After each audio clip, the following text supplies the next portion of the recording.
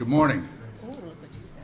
My name is Mike Finley. I'm the chairman of the Oregon Fish and Wildlife Commission. It's almost a shame on one level to call this meeting to order. There was so much social energy and old friendships and lying about fishing and hunting going on out there that you could just feel the vibes. But we need to do that. This morning we have a full complement of our commissioners, 7, and we've all read our materials, and we're ready to do business. And I know by your presence here today, you're ready to do business. So, Mr. Director, let's proceed. Sure. Thank you, Mr. Chair and Commissioners. We do have a very full agenda today. I wanted to, before I start with the Director's report officially, I wanted to mention a couple things to you all. First of all, if you recall, early this year, you all passed a resolution supporting the federal Recovering America's Wildlife Act. That act, nothing occurred. No one acted on that act, so to speak, but that act is going to be reintroduced here perhaps within days. And so I just wanted to alert you to the fact that we will, again, on behalf of the Commission, be indicating our support for that act. Just for the record, Kurt, Commissioners, do we re-endorse that? Just if I hear no objection, I'll assume that we're fine. Without objection? Okay. Very good. We're on the record. Very good. Thank you, Mr. Chair. Then I did want to also mention that at 11:45, we're going to have a hard stop at 11:45 a.m. prior to lunch. We have a number of folks coming, members of the Attia family and some other individuals coming. We're going to give a formal dedication for our new Vic Attia split bamboo fly rod display over here. And we'll talk a little bit more about that at 11:45, but I did want to alert you to that. And then under other business, at the end of the day, I want to have Erica Kleiner give you all an update on our license system replacement project, which is underway, as well as then discuss with you our Commission Best Practices Survey. And with that, Mr. Chair, I will begin the Director's report. You all, of course, received the field reports in written form, and I'd like Cameron Smith, Deputy Director for Administration, to come forward and provide you with an expenditure report. Welcome, Cameron. Commissioners, Chair Finley, and Commissioners. I'll try to keep it brief. We're still trying to wrap up the prior biennium, the 15-17 biennium. It technically doesn't close for another month, so everything is still preliminary, although it does look like our fund balances are going to be higher than originally projected. Revenues, license sale revenues, may be a little bit below, not much, less than $1 million or so. So financially, we're looking pretty good for the beginning of this biennium. Revenues, I would say, should be similar to last biennium, maybe down a little bit. It just, again, depends on some of the fisheries and how weather and all of those related factors. What we're starting now is actually to prepare our 1921 biennium budget, which includes our External Budget Advisory Committee. In this packet, there is a timeline that we've set up. We're going to have the town hall meetings as normal, and we have scheduled briefings for the commission throughout next spring to keep you updated. And with finally, the goal is to have the commission to approve our agency request budget in June. At this point, we're fairly certain it will be roughly a current service level type of budget, which means basically what we're doing now is all we're planning on doing next biennium. We're not seeing any major expansion or contraction of any programs at this point, and we'll just take that as the things come. One of the key things there would be maybe federal revenues, how we have to deal with that. And then the last thing I have is just a couple audit updates. We just completed an audit update on our CAFR, our Comprehensive Annual Financial Report that the Secretary of State does. There were no findings, so we were good there. Secretary of State is now just preparing to audit us for our wildlife assistance grants. That's the sport fish restoration and Pittman Robertson grants. And we are our internal auditor is working on trying to finalize our background check. We're doing a risk assessment on how we perform our background checks on both employees and volunteers. With that, I'm done. Unless there's any questions. Okay, any questions or comments for Cameron? Okay. Thank you, Kurt. Thank you, Cameron. Very good. Thank you, Mr. Chair. Next on the agenda, then, I'd like to have Derek Broman and Darren Clark, Dr. Clark and Derek Broman come forward to give you an update on our wolf conservation and management plan. And then, as you know, we'll have 2 panels of invited guests to talk with you as well about the current draft plan.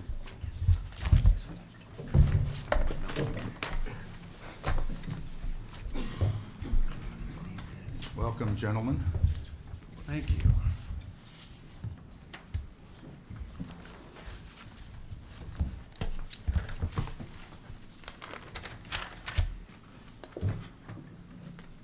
All right. Good morning. For the record, I'm Derek Broman. I'm the Carnivore Fur Bearer Coordinator for ODFW. Chair Finley, members of the Commission, Director Melcher. Today for the Director's Report, after my small presentation, we're going to hear from 2 stakeholder panels to discuss the Wolf Conservation and Management Plan. To help guide and assist that testimony, we have provided a working copy of the April wolf plan that was, draft wolf plan that was presented. This working copy contains the track changes, so the things that have changed in that plan since April, which we feel helps steer folks to what changes have occurred. Nonetheless, I'm still going to go over some of those major changes or notable changes in that working copy. So this should be a pretty brief presentation. Based on stakeholder comment and feedback from the Commission, we added a new section to Chapter 1 entitled The Role of Wolves in Ecosystems. This section of text addresses the potential impacts of wolves on ecosystem structure and function. And we also make a few comments on how that's related or applicable here in the Oregon landscape. We also added a section describing the potential use and opportunity for the use of the public and citizen science and data collection for wolf program. In Chapter 2, when we were describing potential conservation threats, again, based on feedback, we added quite a bit more text describing the different types of human-caused mortality. We also describe and present numbers on documented mortality rates, both those that are human-caused and through natural sources. And then also, based on the scientific literature, what are those mortality rates suggesting? Where are our populations headed? Are they trending upward, downward, or remaining stable? Also in that section, we added more language and emphasis on, in addition to human-caused mortality, but illegal activity and undocumented mortality. We acknowledge that indeed those are major issues that we have to take into consideration when making management decisions. So that is something that certainly is a top priority in our mind and when we're factoring in all information. The wolf is identified as a special status game mammal in statute, and this the criteria associated with that designation occurred in a couple places in the current wolf plan, but it's generated a lot of interest. A lot of focus has come up on this topic, so we pulled that information out of the text and created a new chapter. So that is the Chapter 3, which is specific to the wolf as a special status game mammal. In that chapter, controlled take is addressed. Now, the current wolf plan permits the use of controlled take in certain situations, and there's been a lot of confusion around this concept of this term. So we are trying to define what that means, especially in Phase 3 in Eastern Oregon. So the first action in controlled take is the use of a special permit agent. That term is new to this working draft. Special permit agents would be individuals that are participating in controlled take The criteria associated with those individuals would be approved by the commission. This is somewhat similar to our bear cougar agents, where all of those criteria are defined in rule. Then the public use of hunters and trappers for special permit agents would then be certified. And this chapter goes into detail on what that certification would entail, what type of education and training would occur. And once those individuals are certified, they'd be used for controlled take in situations of chronic depredations and meeting ungulate goals and objectives. If and when appropriate, the next action in controlled take would be controlled hunts. Controlled hunt seasons would be approved by the commission, so that would be a separate process. And when approved, those controlled hunting seasons through hunting and trapping would address wolf population management, chronic depredations, and ungulate management objectives. And just like the current plan, general hunting seasons would not be allowed for wolves.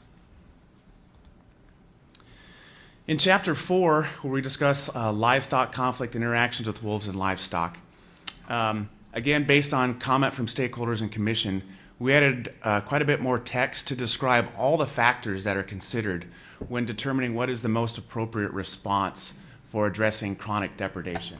That was a big question that frequently came up of what do you think of, what do you include, are you thinking about this, are you factoring in behavior of the pack or the landscape?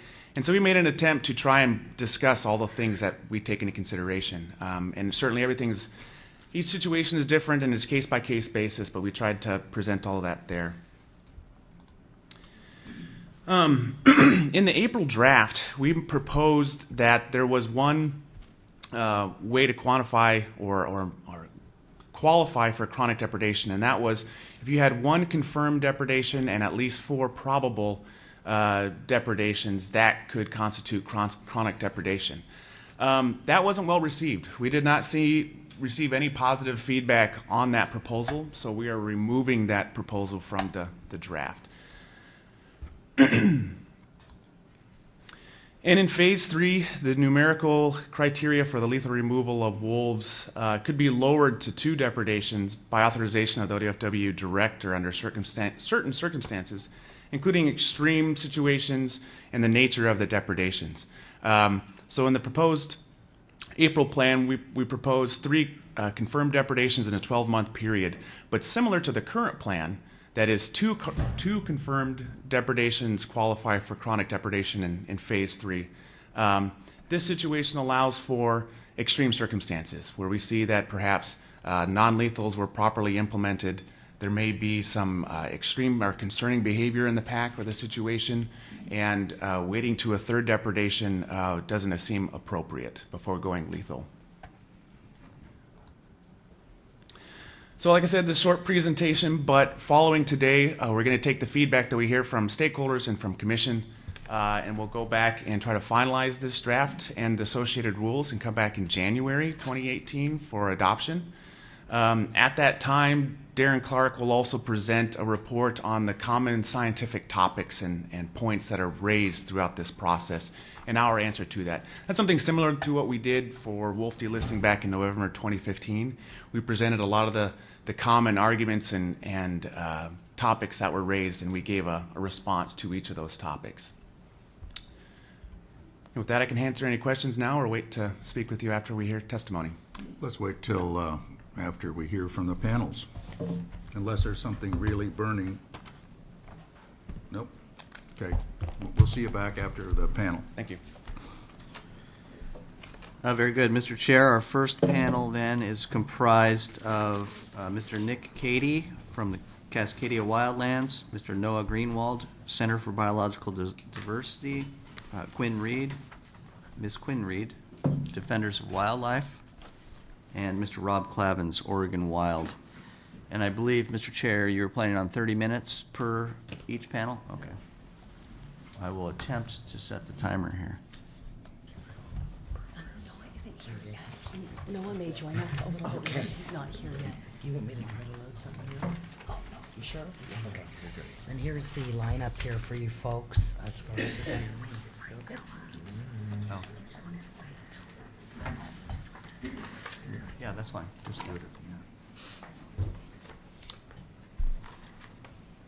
Can't find the building. He's been here before.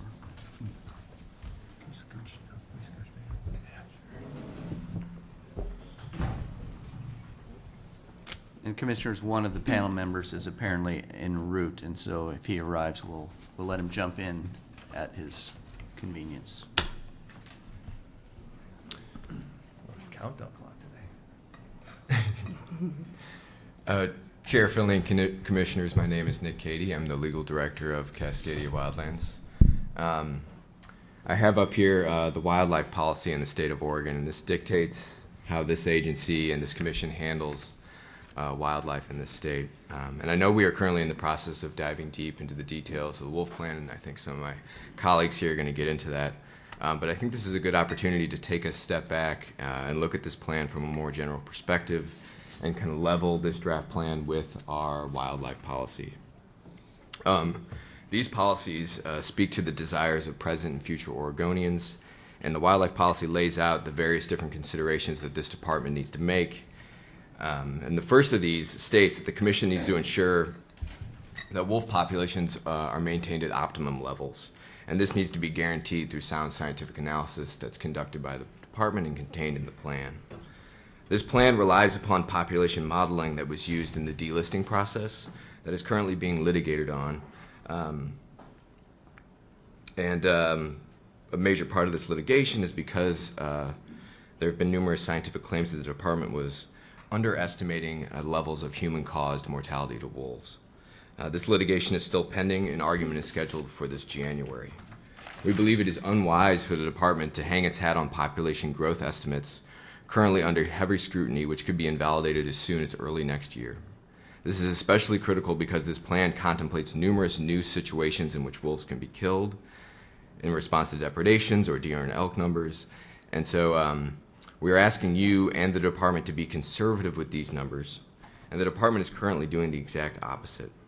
I would ask this commission to inquire of the department for just this year, a year in which we've had a lot of wolf mortality from poaching and state killing, and to see how those numbers compare with department estimates of what human-caused wolf mortality would be. Second, our wildlife policy speaks to equity, to fair balance in our approach to wildlife and to wolves.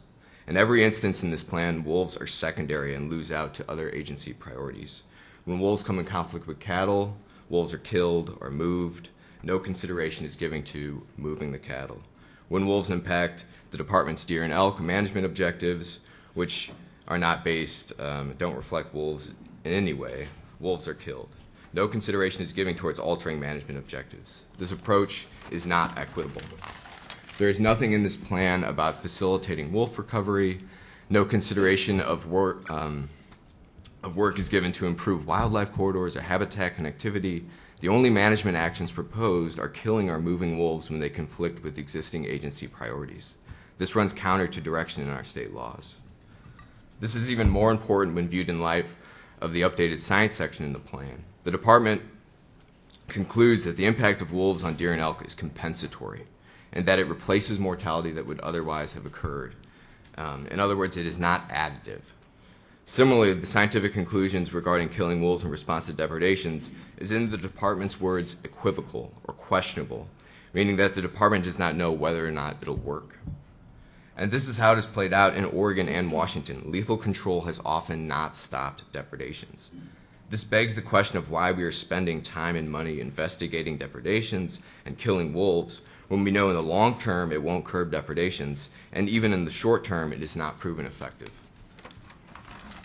I know the department and the commission here has been attempting to arrive at a middle ground position, but if this approach that we've arrived at is wasteful and ineffective, maybe we need to take a step back and redesign our approach.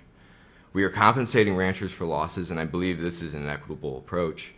And the depredation levels attributed to wolves are so incredibly low compared to all other sources of livestock mortality.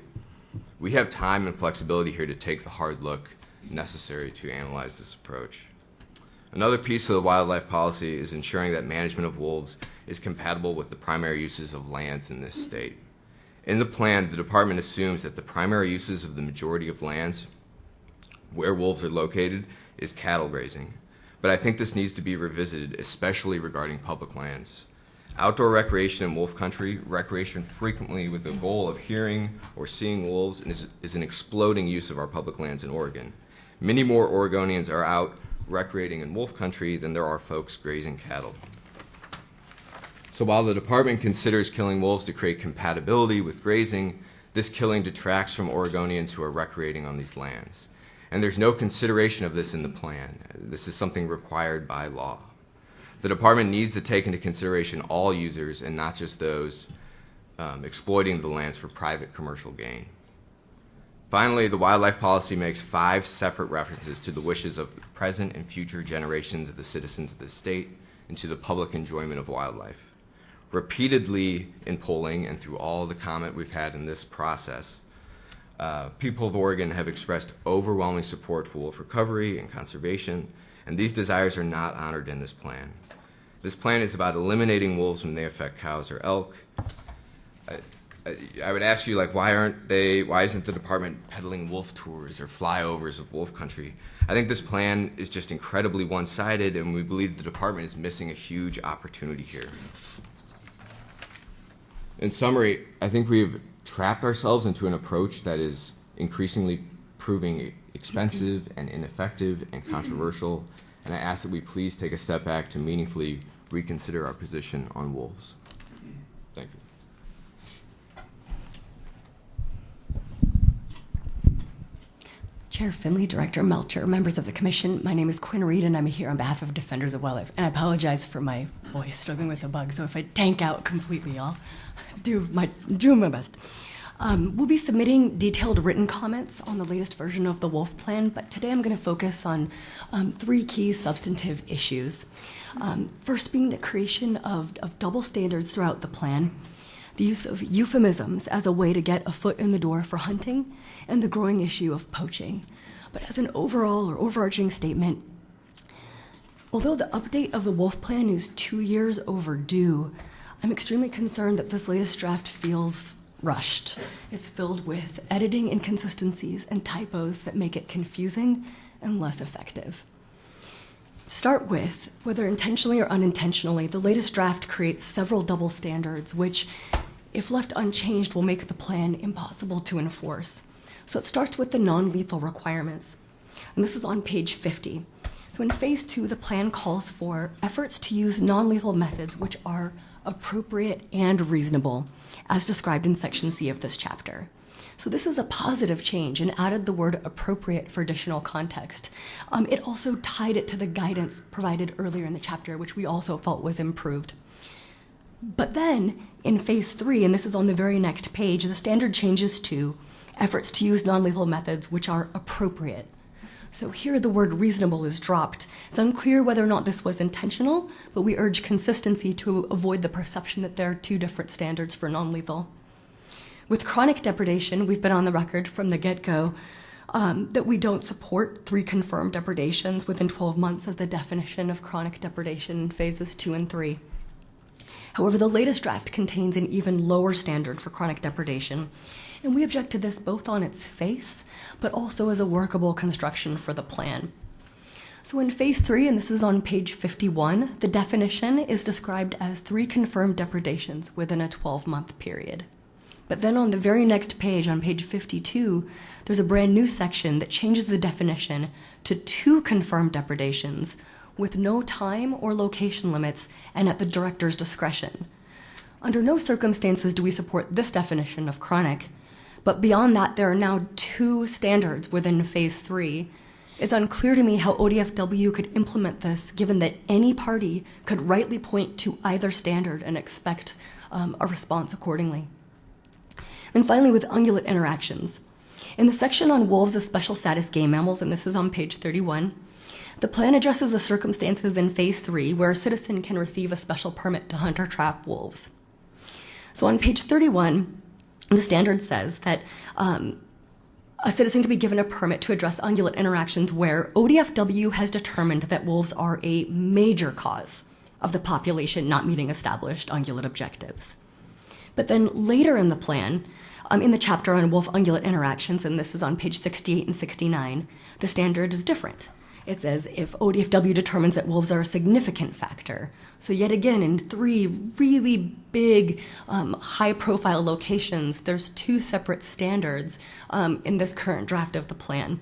Here it's major versus significant, and I think all of this leads to increased confusion and uncertainty. The latest draft also contains multiple references to, quote, managing wolves like other wildlife, and other euphemisms for hunting that we strongly oppose. It starts right away in the executive summary with a new vision statement that calls for, quote, a framework by which the management of this species may, at some point in the future, transition to a management approach similar to other wildlife in Oregon, while continuing to recognize the unique history of the species. My question is whose vision is this? It certainly isn't ours, and it certainly isn't the vision of the thousands of Oregonians who've testified and submitted comments asking the Commission for continued protections for wolves. We suggest that this vision statement go back to the drawing board and that you consider adding something about the intrinsic value of wolves, their role in bringing balance to ecosystems, and their huge potential economic value in boosting tourism and wildlife watching.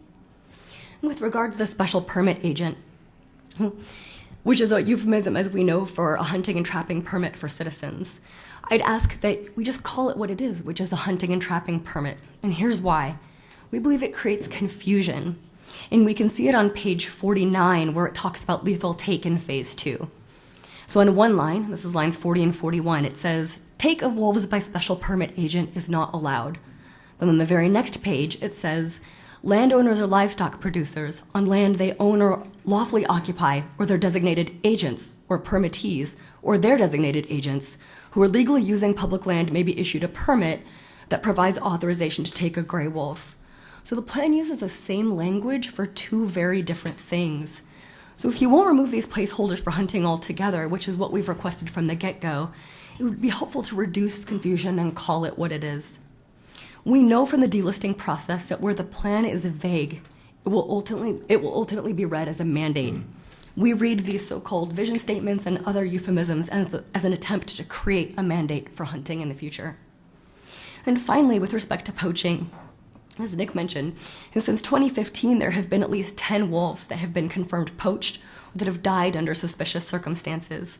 And 4 of those have occurred since October 11th of this year. In fact, the plan does acknowledge on page 19 that, quote, effectively accounting for human-caused mortality will be important for conservation and management of wolves in Oregon. For the record, we strongly condemn poaching of any and all species in Oregon, but my comments here are limited to the strategies that are proposed here in the wolf plan. I appreciate that the plan expands its treatment of human-caused mortality and that it includes a strategy to increase education for hunters to tell the difference between wolves and coyotes. Education is an important first step to addressing this growing problem. I was also encouraged to hear last Friday that ODFW will be reporting on a new anti-poaching awareness campaign early this year. I believe it's important for the public to know how ODFW is taking action on this important issue. Therefore, I request that the Commission reference this campaign in the wolf plan and include any of its relevant recommendations. Now, I haven't seen the campaign, but I do think the following questions should be addressed. Are there recommendations on increased or improved coordination with OSP? Are there ways to improve the public reporting mechanisms? Are there ways to increase the likelihood of prosecution? Are there ways to innovate the reward model to more effectively encourage public rewarding, or maybe to even proactively deter poaching? And finally, are there changes in policy? For example, in changing how we impose civil damages that could help make enforcement easier and more effective. In conclusion, in reading this plan, I struggle to find the voices of the many, many Oregonians who rearranged their entire day several times over for the chance to speak to you for 3 minutes. As for us, we've been up here making the same arguments for the last 2 years, and yet we're now seeing a draft that appears rushed, that creates confusion and inconsistency, and that lowers protections for wolves. The hard work of creating a wolf plan that works for all Oregonians is not over. Thank you so much for your time and consideration.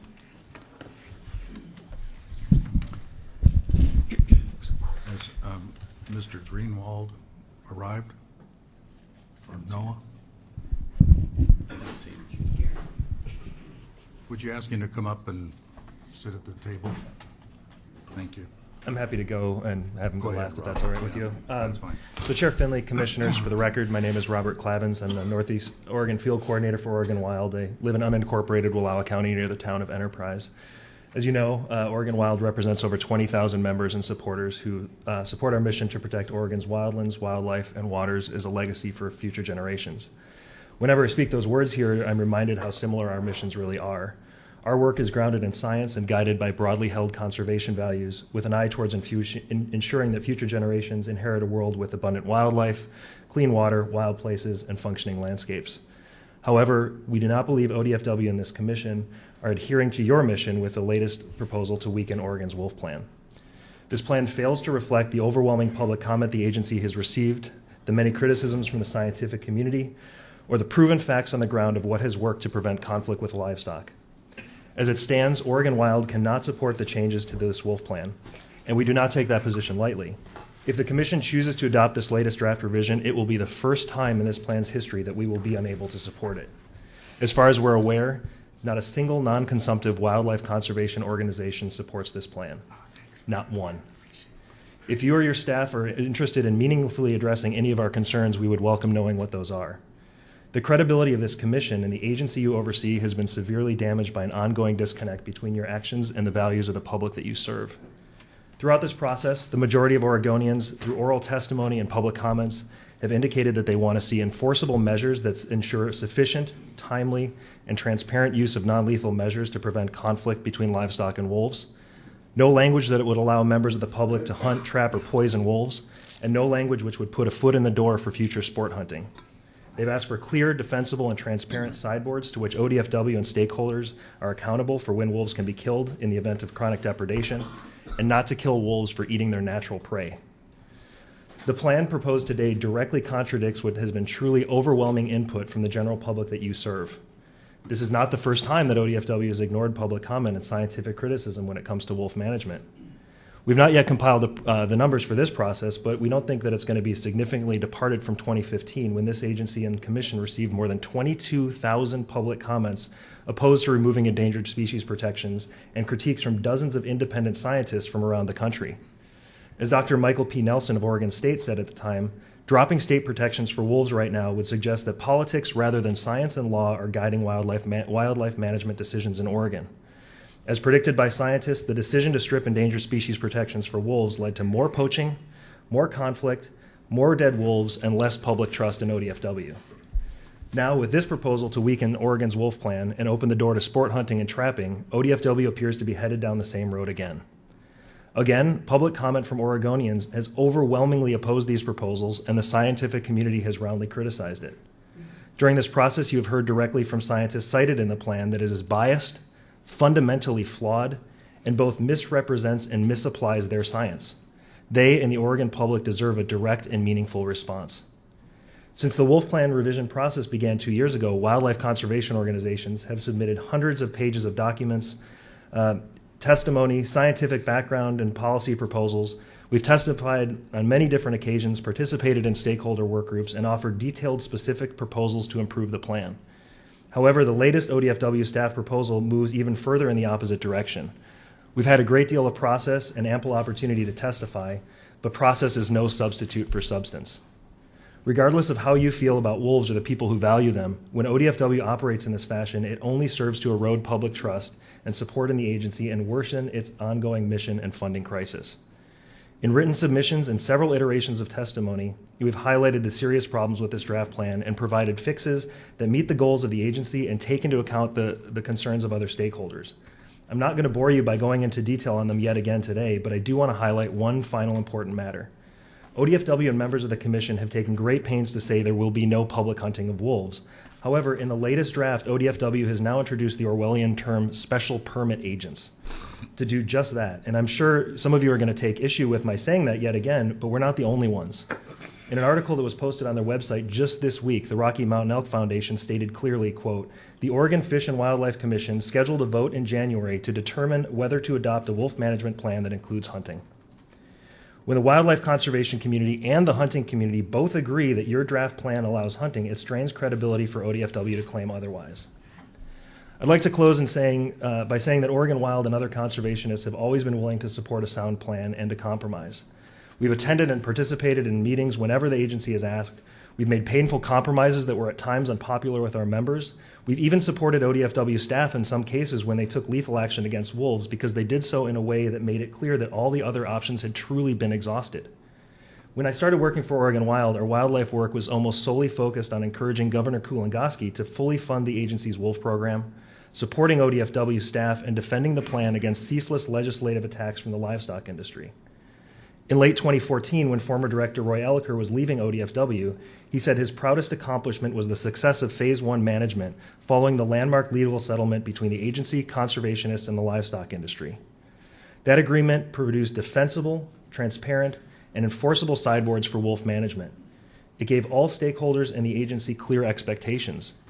During the time those provisions were in place, Oregon had the distinction of being the only state in the nation with a growing population of wolves and decreases in livestock and other conflict. And it's also the only time that all stakeholders supported the plan. We stand ready, as we always have, to work with ODFW staff and other stakeholders to find common ground again. However, this irresponsible and unscientific draft plan should be shelved. On December 1st, just last week, Governor Brown issued a statement that included what she wishes to see in Oregon's wolf plan. She stated that, quote, non-lethal options will remain the prioritized response to controlling depredation. She said, quote, transparency in decision-making must also continue to be a hallmark of the wolf plan. Governor Brown also stated that, quote, as additional peer-reviewed science on wolf management becomes available, I expect it will also be considered during the review and update of the wolf plan. And finally, Governor Brown stated, we need a plan that has broad support to make wolf recovery successful. This revised plan has less support than ever, and it has no support from the non-consumptive wildlife conservation community. It's hard to imagine that anyone could look at the document before you today and conclude that it meets the standards the governor laid out in her letter. Members of the commission, I urge you to reject this draft and direct ODFW to start over with a document that faithfully reflects the desires of Oregonians, the best available science, and the stated positions of Governor Brown. Thank you. Good. Thanks, Rob. So I'm Noah Greenwald. I'm the Endangered Species Program Director for the Center for Biological Diversity.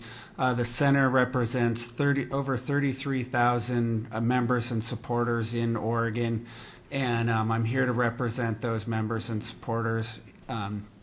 As you've heard from everyone in the conservation community, we're opposed to this wolf management plan, and there's not consensus over the plan. And the reason why we've gotten to that place is not for lack of trying on our part. We've certainly communicated what we'd like to see different in the plan on multiple occasions, and those pleas have gone unheard. To take us back, wolves were extirpated from Oregon by 1946 by a government-sponsored effort to poison, trap, and shoot wolves. And thanks to the Endangered Species Act, and thanks to a change in values in our society, and thanks to science that shows that wolves are a tremendously important part of ecosystems, we have a recovering wolf population in Oregon now, which is great. But it's still very much in its infancy. We still have a very small and vulnerable population of wolves. They are still absent from most of their historic range and most of their suitable habitat that remains in Oregon. They're absent from most of that at this point still. So we still have a recovery program that's very much in its infancy, and that I think requires a conservative approach. We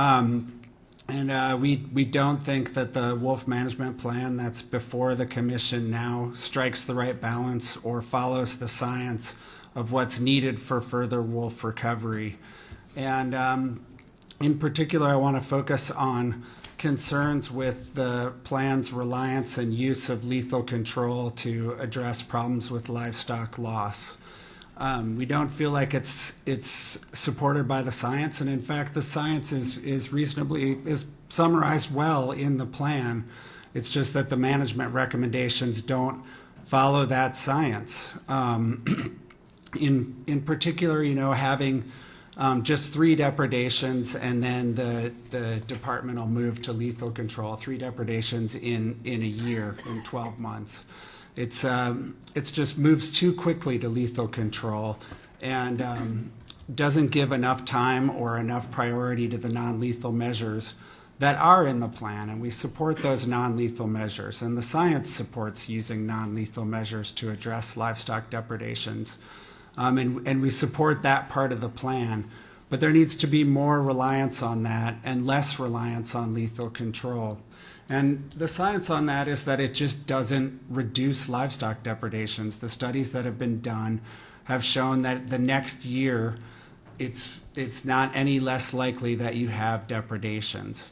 And so it's not working. And in fact, there's increasing science to show that it can cause more problems than it fixes. Because if you lose the alpha male or the alpha female from the pack, you can have pack dissolution, and you can then have individuals that are in more desperate situation and traveling around. So there's increasing science showing that lethal control of wolves can actually cause more problems than it fixes.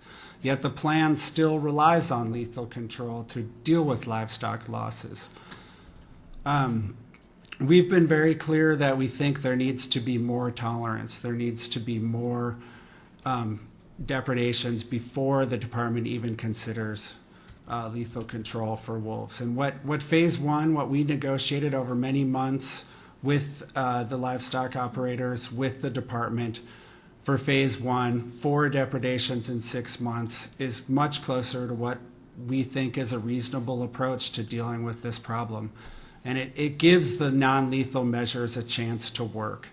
And that's the kind of tolerance that is going to further wolf recovery in Oregon. And so we've made this clear. We've made this clear through comments. Our members have written in and said that they would like a more protective wolf management plan, yet the commission has not come forward and the department has not come forward with a plan that does that. Similarly, the hunting and moving to kill wolves in situations where we're not making targets for ungulates for hunting, it's not supported by the science again. Most often ungulates are habitat limited, and so it doesn't make sense to move to kill wolves. So we can't support this wolf management plan, and we hope the commission will reject it. That's all. Okay. Panel, you have 3 minutes. 3 minutes and 16 seconds. If any of you have any further comments or a follow-up. All right. I think we covered it, yeah. Commissioners, any questions? Commissioner Woolley. Good morning. So I know that, WILD and some other organizations have really been trying to, let me back up a little bit. So you mentioned some comments from Governor Brown, and I know that you've been trying to get a response from the governor, and I'm just wondering, have you heard anything back? I just know you've been kind of rallying membership to, and trying to get some sort of response or something from, and so I'm just wondering, did anything ever come of that? Yeah, our organizations have had the opportunity to meet with Jason Miner in the Governor's Natural Resources Office. Both I think by phone with a number of our organizations and in person last Friday. The letter that Rob is citing is in response to our sign-on letter, a letter that was signed on to by 18 organizations, asking for some further inquiry into the Union County wolf case. So in her response to that letter, which I'm happy to provide copies to the commission when we submit our written comments so that you can see that, she also called for consensus in the wolf plan. And I might just reiterate a couple of the, to the extent she spoke on the wolf plan, she said she wanted to see non-lethal options remaining the prioritized response to controlling depredation. As we've talked about, the plan says that rhetorically, but there are no longer enforceable standards, and I think we saw how that played out this year in terms of decreasing public trust in what was going on. That's why we've asked for site-specific depredation or conflict deterrence plans and qualification reports, carrying those forward into future phases of the plan. She said transparency in decision-making must also continue to be a hallmark of the wolf plan. Again, those and other provisions we've been arguing for were really important in getting public trust during phase one, when everybody did support the plan for the first time in the history of the plan. She said, as additional peer-reviewed science on wolf management becomes available, I expect it to also be considered during the review and update of the wolf plan. Again, we had scientists who are deemed credible enough to be cited in the wolf plan who made very direct statements that they felt like their science was being misapplied and misrepresented in the plan, certainly in the way the plan was being carried out. They used words like flawed. They used words like biased. It was pretty unequivocal, and we've touched base with them. None of them have heard from ODFW staff directly. We appreciate that it's seeing an increased science in the plan. It seems like an improvement. We haven't gotten, at least I have not gotten a chance to look through it very carefully. But I think that those scientists deserve a direct response. They took their time to reach out to the agency. If they're important enough to put in the plan, I think it's important that they be spoken with and that their concerns be addressed. And again, finally, she said, we need, quote, we need a plan that has broad support to make wolf recovery successful. This is I may be a broken record, so forgive me, but this is the first time that no wildlife conservation groups, non-consumptive wildlife conservation groups in the state of Oregon have supported this plan. We've supported it for 13 years. This plan has less support than ever. If anything, under its current provisions, we saw more conflict in this last year, and I don't think that's the future that benefits anybody in this room, whether we're wearing cowboy hats or whether we're driving Priuses or any of that kind of stuff. I don't think it benefits anybody, and it certainly doesn't benefit the agency. Commissioner Atkinson. I had a comment for Quinn. You showed several examples of some problems with the language in the text in the wolf plan. I wanted to say I also noticed some situations like that where it was unclear, and so I would encourage the staff to go back through and make sure that language is tight and it's the same, because it does cause some confusion. And I think you're right that we really need to make sure that there's not confusion when terms are used for the same thing that are different terms, that we need to clean that up. And I think that's probably just a process that this plan has been edited and rewritten so many times that there are some problems there. And I hope staff will fix those so it is clearer for all of us. I also had a question for Rob Clavins. You said that the plan was weakened compared to our past plans. Could you go through phase 1, phase 2, and phase 3 and tell us in each phase how the plan has or has not been changed? Because I didn't see that on some of the phases that we actually were saying anything different than the past. And our intent, of course, is to maintain what we have had in the past with our plans, and most of our modifications we want as a result of new science and new information from Oregon. So could you kind of go through phase 1? Are there some weakenings you see there, phase 2, and then phase 3? Yeah, and because I don't have the plan in front of me, and certainly, as you point out, we've had a lot of changes, and I will quickly say to staff, we really appreciated having tracked edits that we could look to. They were only since the April, and as we know, there were a lot of changes from the existing plan. As we've discussed in the past and made the point, in the original framework of the wolf plan, which we've said from day one, we still support the general framework of the plan. In all three phases, certain key definitions, like the definition of chronic depredation, matched in all 3 phases.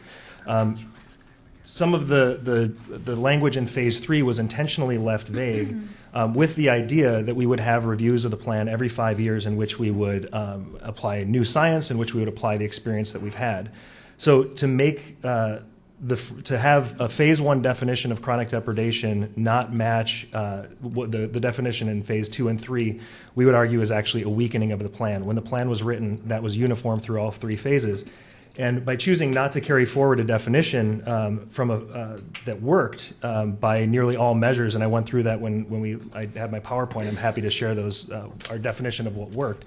But when it worked to see an increasing wolf population, less conflict, which is what everybody says that they want, to choose to not carry that forward and instead use the definition from a failed paradigm, that seems like a significant weakening of the plan. There are other places I think we could point to, and maybe the last one I'll just mention for the sake of time is the novel addition of extreme circumstances. We already have such a low definition of what is chronic depredation, and certainly wolves can be killed for situations as we saw in Union County where people feel like there are threats to them.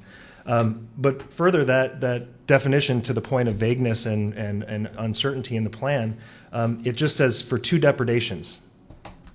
It doesn't say in any time period. It doesn't say a place. So at this point, if adopted, Director Melcher could issue kill permits for exceptional circumstances anytime for the next 150 years. I don't think that's the intent, but that's a weakening of the plan. And it's actually, and again, if we want to honor the framework of the plan, that is a novel addition to the Wolf Plan. And no, Director Melcher, I don't think you'll do that. I won't be here for another 50 years. So in phase 1 and phase 2, are you seeing that there are some changes in this, or are you specifically talking about phase 3? Again, I have a really bad memory, and so I couldn't tell you exactly, but I believe it's primarily in phase 3. And I think, as we've all talked about, we're looking at phase 3 management in Eastern Oregon. We're probably, hopefully we're not going to go backslide. So I think even what Russ Morgan said, we're kind of really focusing on phase 3. There may be some, so I don't want to say no that they're not, but I think primarily we're concerned about phase 3 changes. Well, that was my impression too, that I didn't see that this plan had changed phase 1 or phase 2, but maybe defined phase 3 a little more thoroughly. In the last plan, though, I don't recall that we used the same definitions in phase 3 as we did in phase 1 and 2. Again, Commissioner Atkinson, when the plan was written, and maybe I'm incorrect, but I believe, and I've testified to it enough times, I'm pretty sure I checked my work, especially just speaking to the definition of chronic depredation, that did match in all 3 phases when the plan was written. When we had a legal settlement that we all agreed to, we all agreed that it would only apply to phase 1, and we would deal with phase 2 and phase 3 at an appropriate time. This is that appropriate time. And so again, to honor the original framework, I think it makes sense to have all 3 phases match again. And I think it makes sense to have the definition that worked by nearly all measures. I recognize, and to be clear, none of us loved it. None of us thought it was perfect. There were things to nitpick on, but certainly on that definition, and I think I testified to that a few months ago, that why we think it worked, as well as the fact that even the department's own numbers really show that the 4 depredations in 6 months actually matches with a functional level of chronic depredation, where if we agree that 1 depredation does not equal chronic, where is the cutoff where it really truly becomes a chronic situation? And 4 depredations in 6 months really seemed to work well. The 4 was important, as was the 6 months, to make sure seasonality was counted but not double counted. Yeah, Okay. if I could just add something quick on that. I mean, I think Okay. we've been consistent in that in our comments and what we've said to the department, that we think more aspects of phase 1 should be carried into phase 3 because they worked, and that's still where we all are. And that in many ways phase 1 was a compromise for many of us for what we would consider chronic depredation, and so to us that is kind of the minimum of what you would consider chronic depredation. Right. So, as you said, this settlement was the point where the sides, or at least the environmental side, was pleased with the changes that were made to the plan.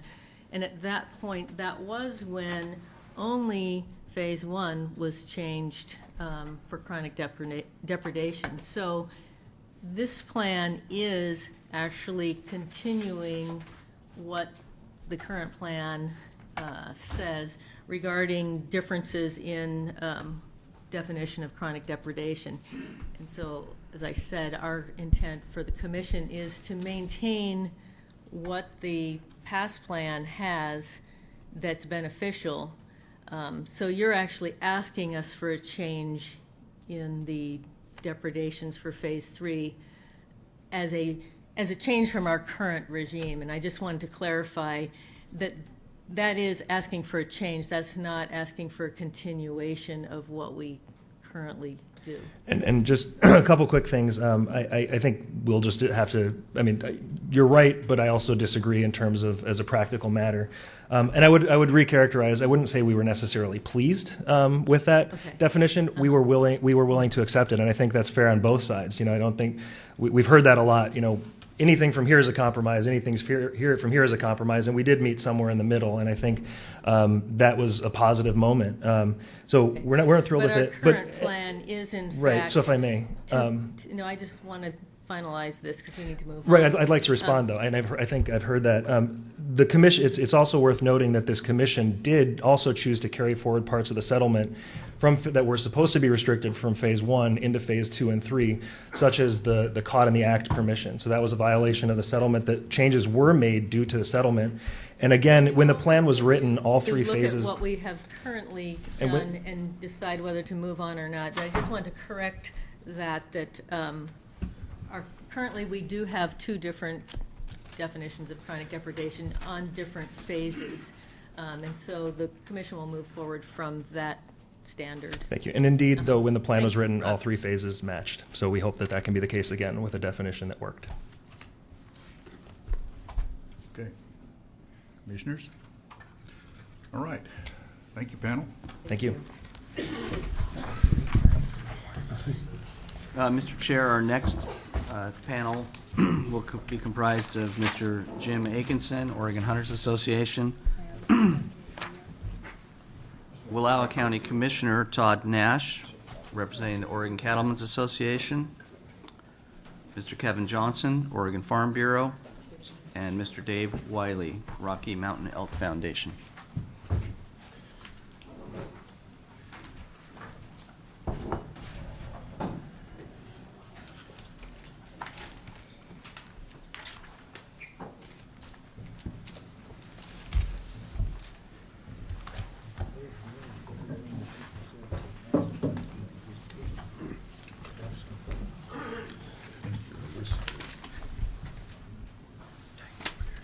Welcome, panel. Thank you. Thank you, Chair Finley, Director Melcher, Commissioners. Consider it a privilege to have this opportunity to express our concerns and suggestions regarding the Wolf Plan revision. And these are not just my concerns, they're the concerns of Oregon Hunters Association, which is a membership of 10,000 members or so. So, as you would have seen in your commission packets prior to the Prineville Commission meeting a few months ago, OHA expressed support for the plan revisions that were completed in April. And in looking at the revisions from 11/17/17, we have some new concerns that are actually somewhat polar opposite from the previous panel. So why these concerns? From a negative standpoint, in looking at phase 3, it seems like removing the phrase controlled take from multiple places has seemingly closed the door for future controlled hunting by qualified hunters. I think Derek's presentation earlier put some of those concerns to rest. It's a product of perspective. It's a product of semantics. We do compliment the writers of the plan on the more descriptive definition of what an agent will entail. And really looking at this controlled take and the use of agents, you're looking at two different scales, where the agent is used in the finer, smaller scale situation that typically surrounds damage. But there's this broader scale concern, which is the overall management of wolf populations. And really, the suggestions that we have, again, are semantics, they're wording. For instance, future controlled hunts of this type, if warranted, would require commission approval through the planning and hunt development public process. This is kind of a given. Anytime you conduct a hunt, it's going to need commission approval. But we would suggest, once populations warrant broader action, i.e. controlled take or controlled hunts. And I don't want to be a broken record and keep bringing up Idaho, but in part, I feel it's important, and in part, it's kind of weak in the plan. And that is looking at the ingress and egress considerations of our wolf population. Having done research on wolves and other carnivores in Idaho, It's just amazing to me to think that our neighbor is being somewhat disregarded as a source of the situation that we have in Oregon. It's been pretty well documented that wolves can disperse up to 600 miles. In other words, they can come from Montana to Central Oregon, and I think that that needs to be weighed in as we look at things like genetic viability and population increase and decrease considerations. You've seen this before. This is a situation in Idaho, the exponential increase of the wolf population over time, up to the point of stability being reached at a quite large number of over 750 wolves at a minimum in Idaho, and that stability has been brought about through the application of hunting and trapping. Montana, similar situation, exponential growth. Look at the year 2004. There's a little bit of a drop, but really the ultimate trend is for a continued increase, and I think that's what we can expect in this state. I can't, for the life of me, figure out why we wouldn't, and we need to be prepared for that increase. Montana has a very refined management process by units. They have quotas. They range from 2 to basically 100, depending upon the wolf population and other considerations, big game, and livestock and social concerns. Montana has been effective at putting at ease the other elements in our society, i.e. the hunting component and the agricultural industry. And here is just an example of that, and it's part of normalizing the species.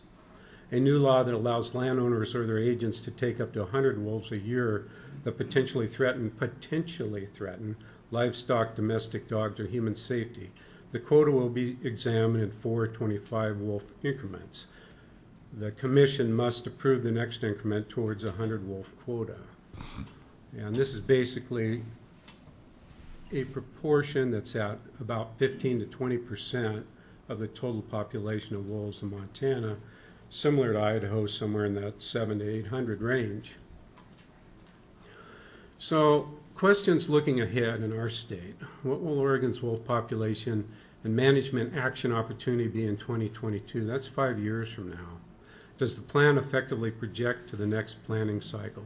I believe the last panel did a good job of explaining a lot of their concerns now, but I don't think that they're projecting far enough ahead into the future, when our population will be similar to what I showed for Idaho and Montana. And I don't know why in the world we wouldn't look to our neighbors to get a feel for what's going to happen here. It only makes sense, and it's a factor of knowledge, not just science.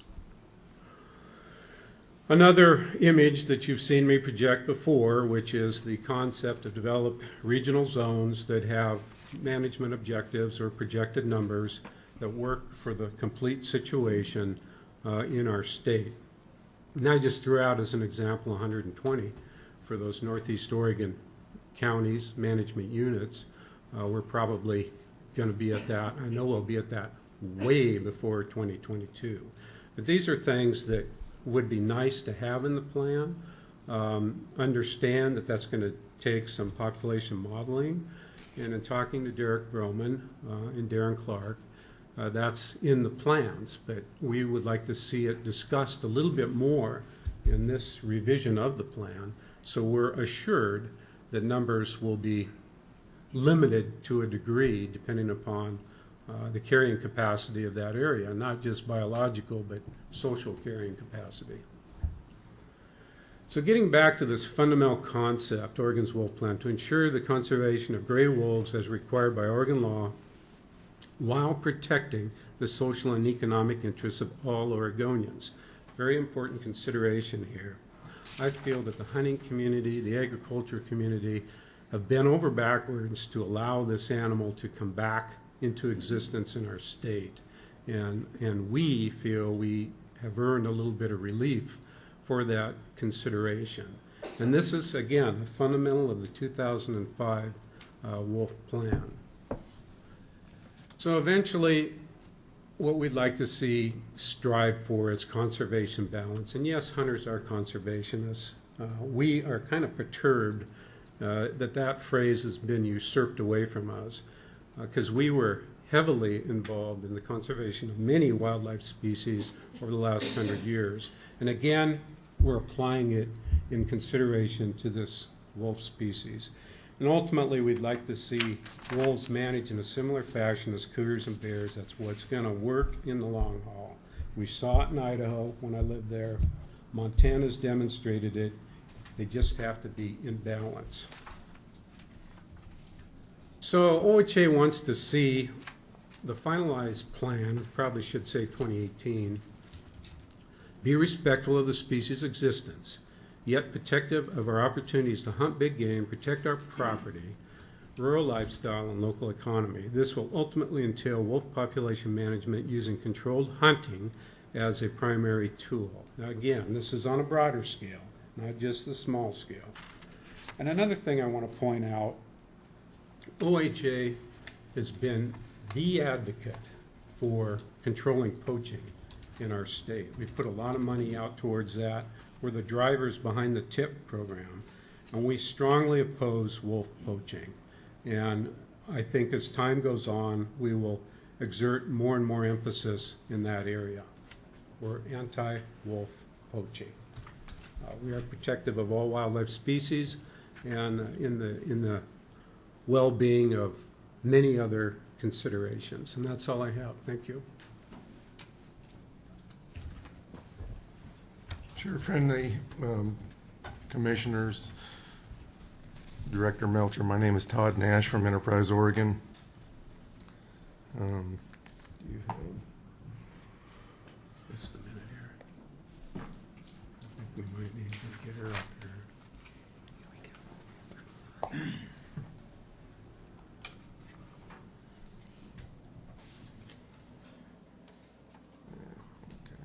There you go. Thank you. Yeah, go ahead and go to the next slide. So I want to visit with you a little bit about what's taking place on the ground. This is a picture that came from Malheur County. There wasn't known to be any wolves there. The sheriff and deputies have been investigating that, as well as Wildlife Services and ODFW. There were 6 cattle killed on this particular ranch over a short period of time. Not a single confirmed. They describe these kills as other.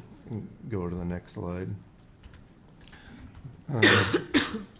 Pre-mortem injuries and massive trauma. The previous slide showed a 2-inch canine bite, consistent with all of these investigations. One of the deputies came to Enterprise and showed these slides to Under Sheriff Fred Steen and I to see if this was consistent with what wolves would do, and we concurred that it was a lot of what we would seen in Wallowa County. You can go to the next slide.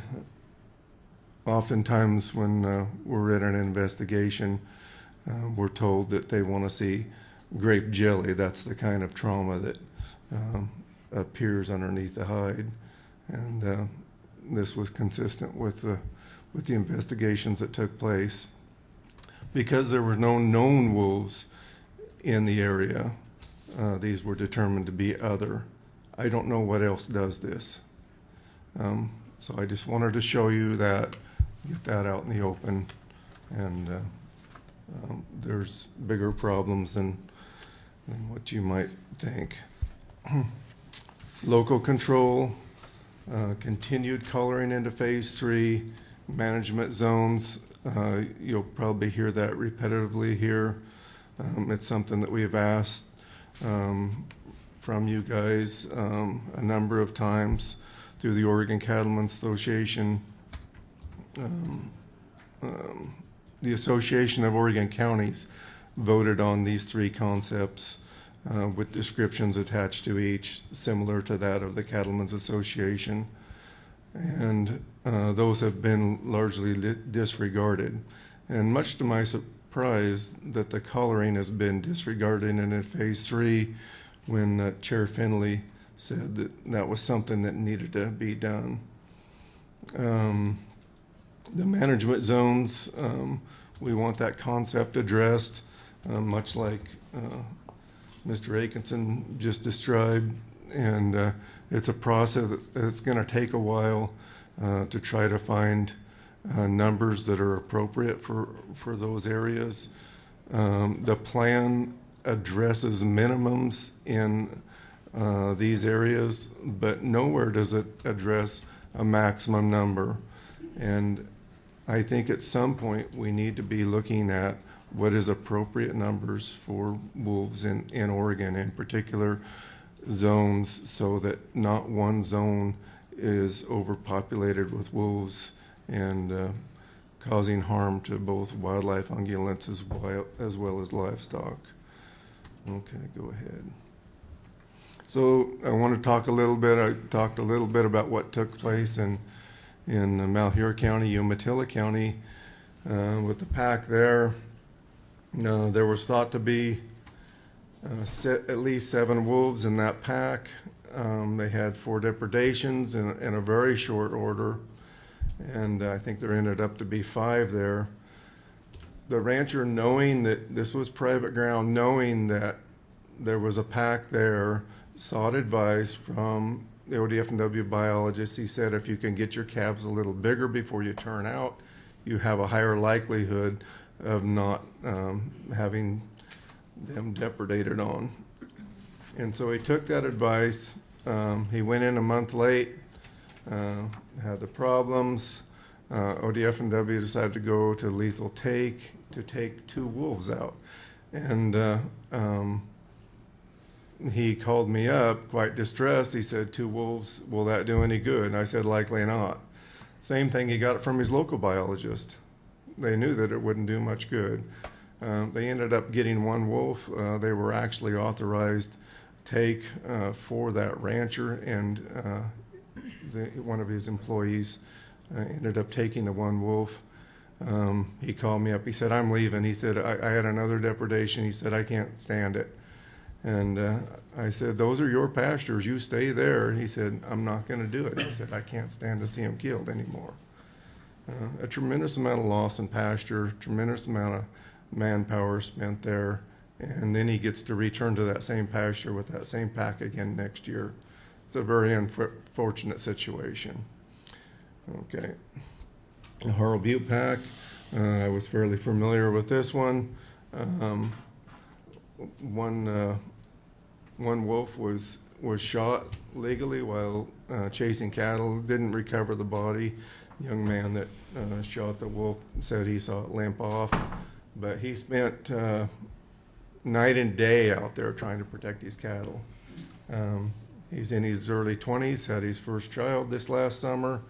He and his wife took out a loan where they virtually had nothing, and took out a loan on cattle. That's all they have. That's their livelihood right there. They staked everything on it. Last year he was 5 head short and was not compensated for that. We had a number of cattle that were unconfirmed.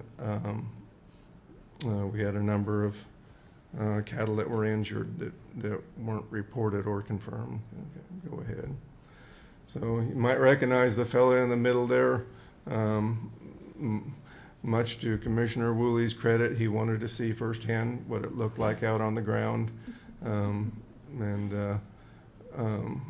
hope that he had a good time, but we literally dumped him out one night. He spent the night there and heard wolves howl that night. We went and moved some cattle the next day. Go ahead. We didn't find this. This was one of the young man's cattle. This was one of the last injuries there. I bring this slide up to show something in particular here. We called Wildlife Services, we called ODFW, couldn't get a response from either of them. It was during buck season. The biologists were doing surveys on deer. Anyway, so the undersheriff and I went out. We investigated this injury here. It was obviously a wolf bite.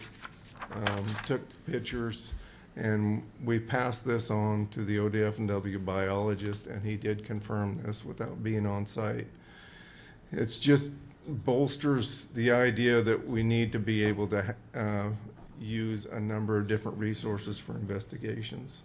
Okay, go ahead. This calf right here is one of mine. He ended up, this was right where Commissioner Woolley camped. I mean, I think right where he threw his tent. It's a place where we go out, we unload our horses or four-wheelers, side-by-sides. Usually men that have been drinking coffee for an hour and a half or 2 hours stop there. Human presence in this particular case didn't matter whatsoever. These wolves would go through this area time after time after time. Go ahead. The day that Commissioner Woolley and I moved these cattle, we took some pictures. This was a bite wound on a calf. You can go to the next one.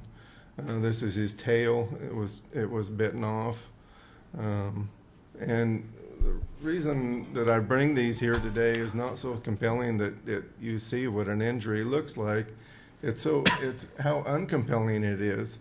When we were there in person, what was obvious there live was not so much when we got back home. And this idea that we have biologists in the field looking at these injuries or killings and then reporting that information back to the district biologist before we can make a confirmed is absurd. There's nothing like being there in person. Go ahead. So we talk a lot about the losses of, and I had 2 calves that were confirmed out there this year. This was the effect on the cows. They were so vigilant. My son spent the night out there in the corral, hoping to defend them one night after we had went to lethal take for the 3rd time on this particular pack. And he said they bawled all night long.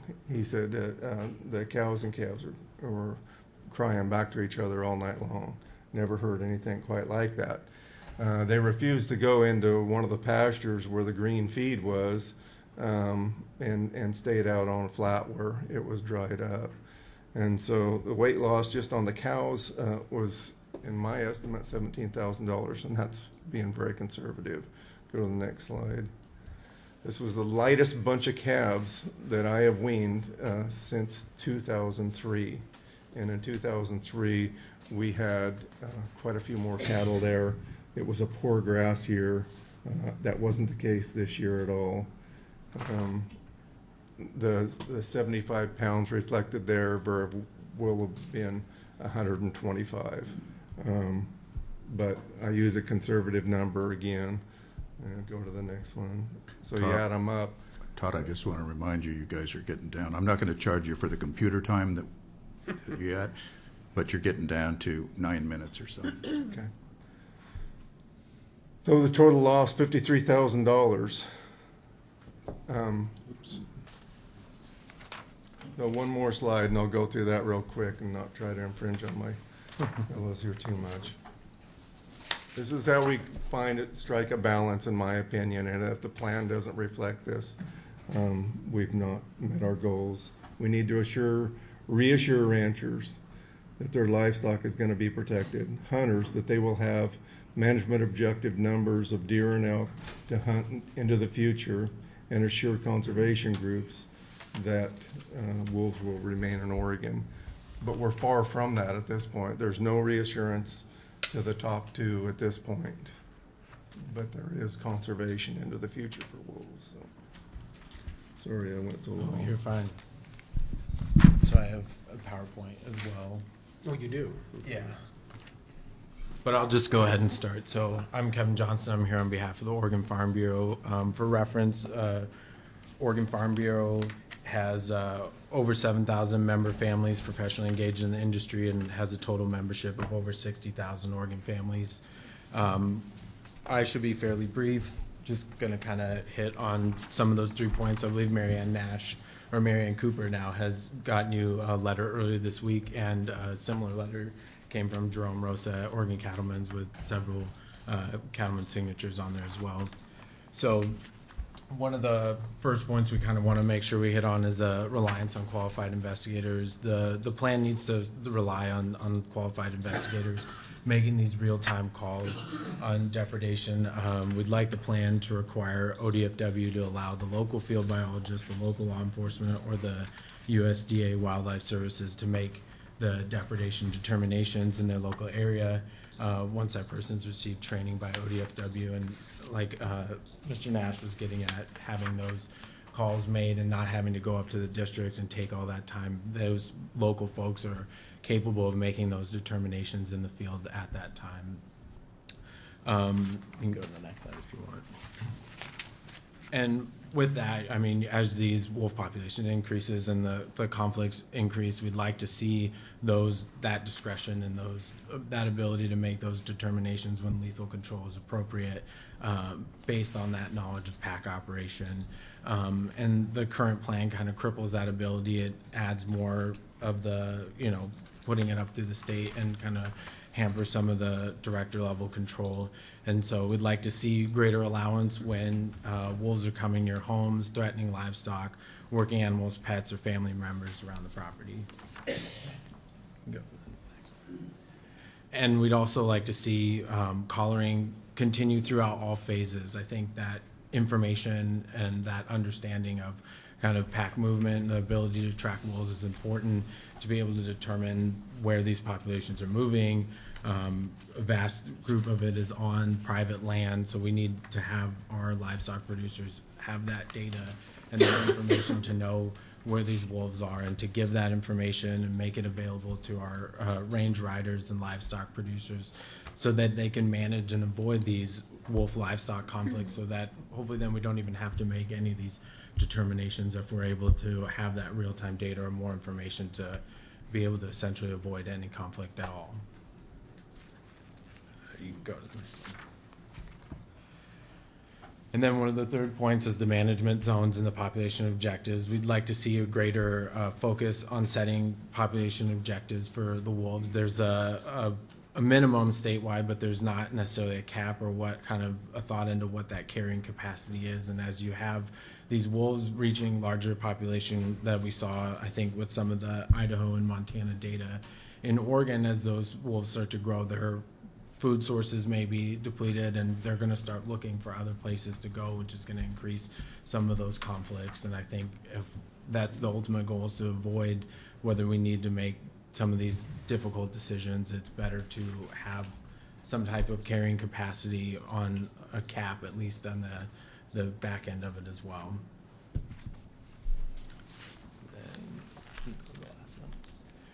And I think, I'm newer into the process, but in speaking with our members and talking with Marianne Cooper, who's been part of this from the beginning, I think our ranchers are losing a little bit of faith in the process.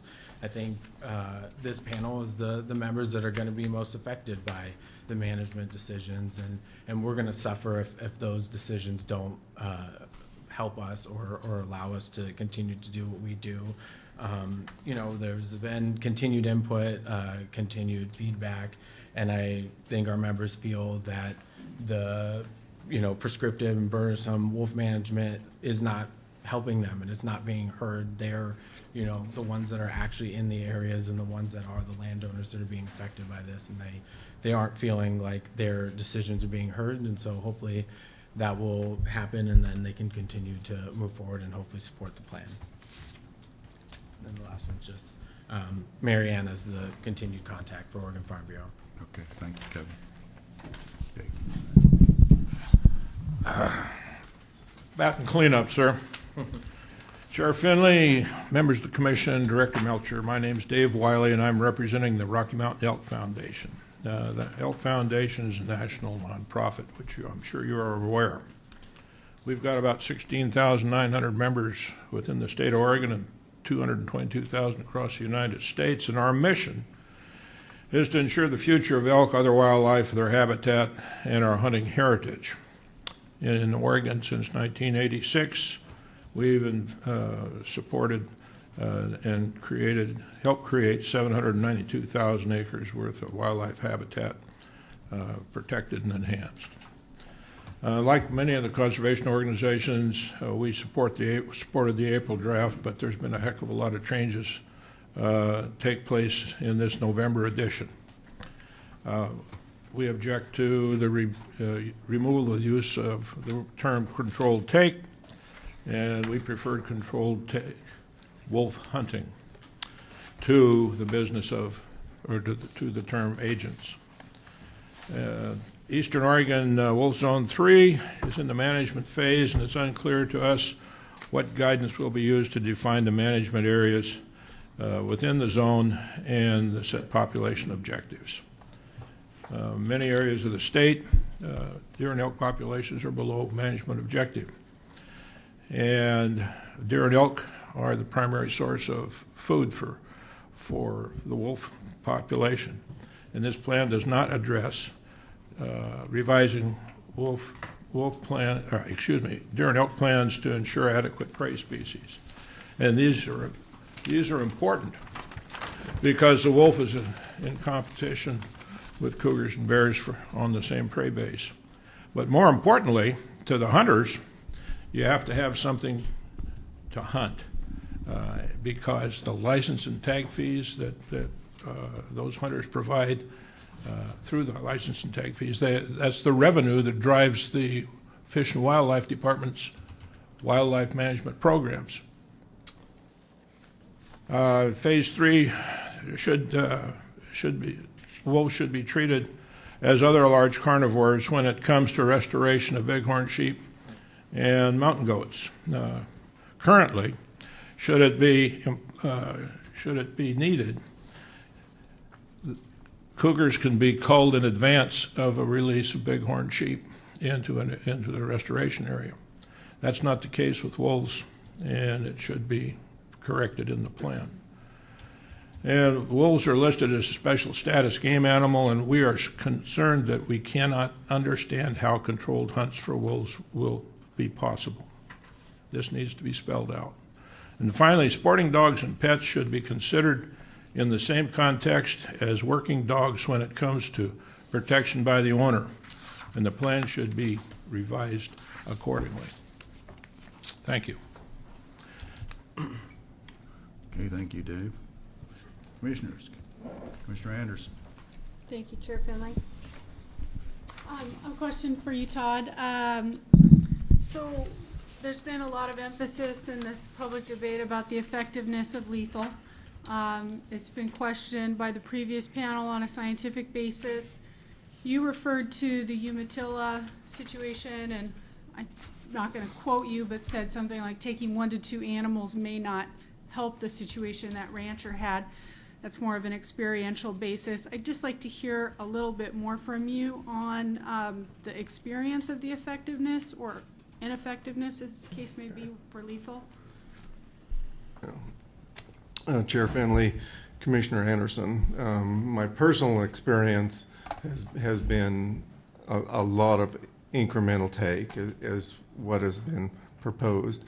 A lot of those that have been proposed as incremental take have not been fulfilled. For example, in 2011, there were 7 wolves to be taken out of the Imnaha pack at different times, as low as 1 and as high as 2. Only 2 of those were actually taken out. And so the effectiveness for the department to even take out the ones that they propose to take out have been ineffective. When I did see it effective was in the spring of 2016 when OR4 and the alpha female of the Imnaha pack and 2 other members were depredating time after time that spring and close to town. They took all 4 of those wolves, and that ended that situation. But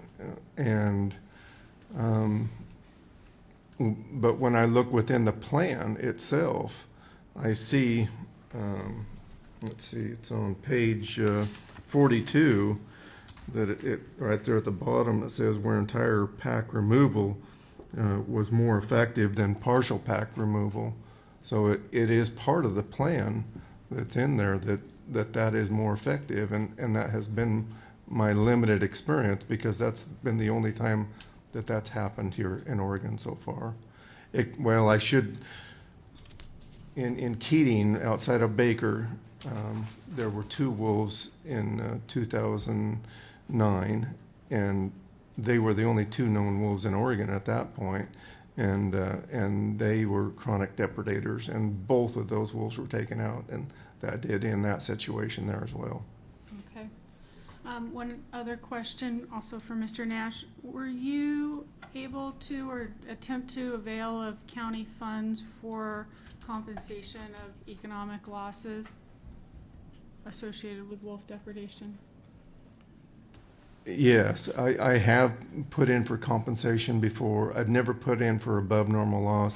The weight loss, we don't have an avenue in which we can recoup that. And as in the slide that I showed, usually when you have a confirmed kill, there's a lot of other collateral things that go with that. And also within the plan, it states the oak leaf study, and in most of the larger ranges in Wallowa County, that 1 in 8, if you have 1 confirmed, there's usually 8 that are lost to wolves. That seems to stand true, and we have fallen short of enough money to compensate those above normal losses, and I have not put in for those.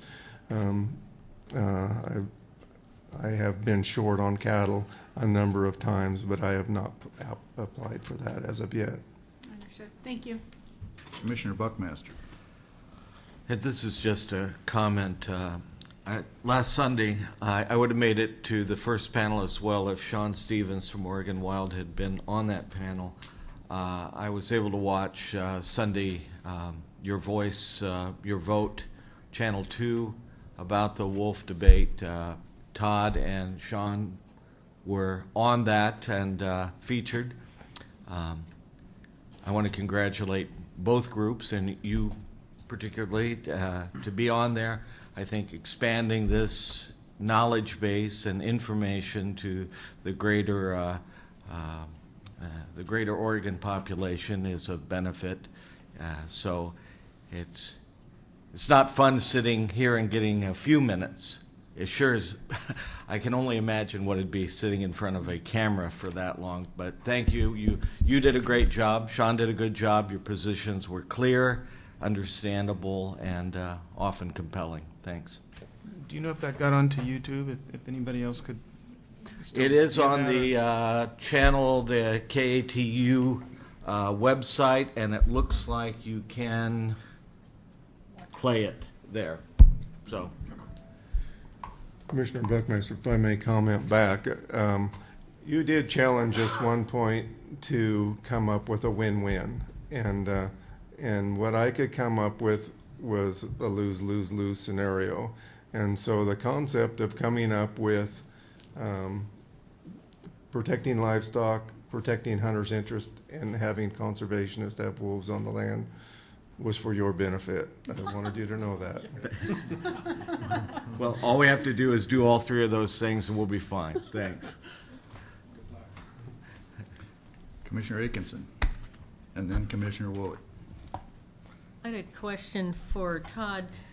Both you and Kevin mentioned a concern about collaring in Phase 3, but as I recall from reading the plan, although there aren't specific criteria for collaring in Phase 3, and that's not an emphasis in Phase 3, it does say in the plan that collaring within that Phase 3 will be focused on packs that are depredators or potential depredators. Do you feel like that's not far enough, or why doesn't that make you feel comfortable with what's in the plan? Chair Finley, Commissioner Atkinson, when you consider that every wolf in the state of Oregon is going to come in contact with livestock, every one of them is a potential depredator at that point. And so an aggressive collaring plan that would mirror something that is in phase 1 and phase 2, I think is reasonable. And I think that was the spirit of the discussion that was had here amongst you commissioners, directed by your chairman, and that's the way that I understood. And then also counting wolves into the future into Western Oregon, where it's going to be much more difficult, I think is going to be an important component as those disperse from east to west. Mr. Woolley. Thank you, Mr. Chair. A question for Jim Atkinson. So you were talking about, and I believe it was Montana, that they were, their control efforts were targeting kind of a 10%, 10 to 15% population reduction kind of on an ongoing basis. So are you proposing, I'm sure you're not proposing that our population of 120 wolves should be managed that way, but are you looking at some, in your mind, some number in the future where our population would sustain that type of annual take? Chair Finley, Commissioner Woolley, that is based on a quota. Quotas are at the point at which you cease that action. So that was a 10 to 15% maximum. That's protective of the species. And no, we're nowhere near that situation yet. I'm just putting that out as an example. And as I mentioned in my presentation, that plans project into the future, 5 years. And I think that a weakness that I see in the plan, and it's not a stark weakness, but it could be fortified, is the lack of discussion projecting ahead 5 years from now. And when we're in that situation in 2022, like I mentioned in that slide, we need to have some tools available. And I was just projecting that as an example. You know, I recognize Oregon's demographics, political situation, the whole works is different than Montana and Idaho. So it's probably going to take a little different course, but I think it still warrants more discussion than what's in the current plan. And maybe there's enough avenues to where that can be brought into play as we work into the population modeling aspect, and I am assured that that's going to be a next step, and that's going to be critical as we move forward for population regulation, which quotas, management zones, all that stuff, controlled hunting, they all have to be out on the table. Thank you. Todd, I have a couple of questions. You talked about a young man who took out a loan and then suffered depredation. Was the depredation on public land or private land? Commissioner Finley, that was on private land.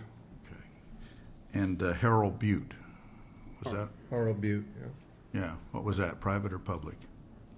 That was a mixture of both, Okay. but that was largely private, where they ended up staying most of the summer and continuing to depredate. But we did have a mixture of both. Yeah. Okay. I at one point, I think, commented and was interested in, and I heard some on panel one, a reference, I think oblique reference, to the difference in how we viewed chronic deprivation on private land versus public land, where there are other values in place. And so that was the basis of my question. I understand you didn't actually support that philosophically. No. Okay. You want to explain? No, why? I didn't. No. Okay. No. Well, tell me why. It could be, and the reason being is those cattle are our private property, much like your pickup. If you were to go to a parking lot on public land, it's not a free for all. That's not for public access or somebody to steal. Yeah. Okay. All right. We're legally there. Yeah. My experience with managing wolves, Greg, was it's very hard to really look at a linear population model. For example, the Druid Peak Pack in Yellowstone was one of the largest packs known, 37 members. It crashed to 3 or 4 and it doesn't exist anymore. Part of that was disease and part of that was intraspecific competition between adjacent packs. And so when you get a large pack, which is large numbers, and you aggregate that in your thinking and you look at a line, that can be a linear line, but then you can have something intervene. And I just think we need that flexibility in the plan to recognize that, as Jim said, we're not there yet in this state. But at some point, we're going to have to recognize, particularly as some of these wolves run into canine and parvovirus and distemper, which got to the Druid Peak Pack, that'll happen. So, commissioners, any other commissioner? My favorite commissioner. At least Commissioner Biddle. This is just a comment towards Jim on the future of looking at Montana and Idaho. I see your concern in 5 years from today. These numbers, I mean, they've really grown from 2001 in Montana. It was, I don't know, by this graph, 130. 2006, it looks like it's 320. In 1998, in Idaho, it was 114. In 2003, it was 362. And that's my concern with the plan is it's a situation where flexibility needs to definitely be there. And we need to keep an eye on this and go in 5 more years or whatever we do, time frame wise, we need to, the red flag's up. We need to be alert. We need to keep an eye on what's going on. So it's not really a question. It's just more of, there's definitely concern here, and we just got to keep an eye on it. I hate to see those numbers go quite that quickly. All right. Thank you, panel. Thank you. Thank you. Director? You want to have Derek and Darren come back up? Yeah. So Derek, Broman, Darren Clark, do you come back up?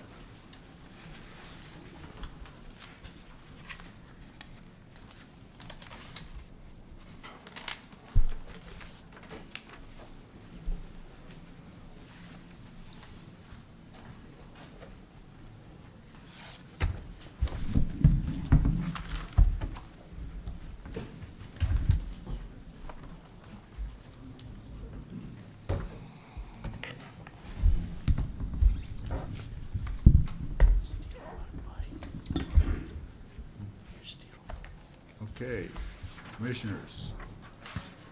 First of all, I want to thank you for all the work that you've put in on this.